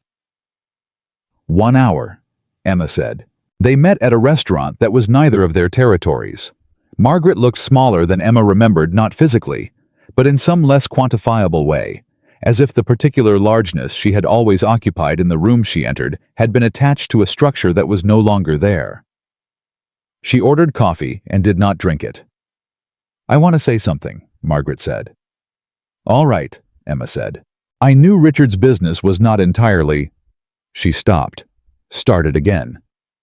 "I chose not to look closely. For 30 years I chose not to look closely, because looking closely would have required doing something about what I found, and I was not—" She pressed her hands flat on the table. "I was not a brave person." Emma waited. "I did not know about Daniel," Margaret said. Her voice went very quiet on her son's name. "I did not know what Richard arranged. If I had known—" "Margaret," Emma said. The older woman stopped. "I believe you," Emma said, simply without performance. "About Daniel specifically, I believe you did not know." She paused. "What you knew about the broader fraud that's between you and whatever process you're in. I'm not the right person to adjudicate that." Margaret looked at her. "I treated you badly," she said. "From the beginning. Before any of this. I decided what you were before I knew you. And I treated you accordingly, and even without everything else, even without the documents and the house and the gates in the rain, that was wrong." Emma held her eyes. She thought about 4 years of Sunday dinners and the specific diminishment that came from Margaret Whitmore's assessments. She thought about the word family used as both an invitation and a weapon. She thought about a ring removed from a finger and a door closed in the rain. She thought about Carol Marsh saying, "I did not know that what happened to me had a name." She thought about the 47 people at Meridian, and the first grant recipient, and the foundation in the Garfield district, and the through line that ran from Daniel's documentation to everything that currently existed because of it. She looked at Margaret Whitmore and she thought, "This is not a person I can repair a relationship with. This is not a person I am required to repair a relationship with. But this is a person sitting across from me saying something that costs her, and I can hear it without having to give her what she may be hoping for." "Thank you for saying it," Emma said. Not "I forgive you," not "it's all right," not any of the phrases that would have made it easier for Margaret and less honest for Emma. "Thank you for saying it," the acknowledgement without the absolution. Margaret nodded. She understood the distinction. Emma could see that she understood it. They finished their coffees without drinking much of them, and parted in the way of people who have said what needed to be said and do not have more to say and do not pretend otherwise. Emma sat in her car. She thought about the night in the rain. She thought about 4 words sent to a number 3 years kept. She thought about the through line, Daniel's courage and her persistence, and Alexander in 8 minutes, and Howell in 4 to 6 weeks, and Travers filing, and Diane holding 47 people together, and Patricia in a parking lot on a first morning back, and Carol Marsh finding a plain language website in a small city 3 hours east. She thought about all of it, the whole 14 months of it, the rain and the iron gates and the false book and the storage unit and the federal courtroom and the foundation office and the nursing bay at St. Catherine's, where she would be tomorrow morning doing the work she had always done. She had not been erased. She had been pushed toward the one person powerful enough to help her rise, and she had risen, and she had brought people with her, and she was not finished. She would not be finished for a very long time. Emma Whitmore started her car and drove forward and did not look back. She had never needed to look back. The woman they threw away in the rain had always known exactly who she was, and now finally the world knew it too.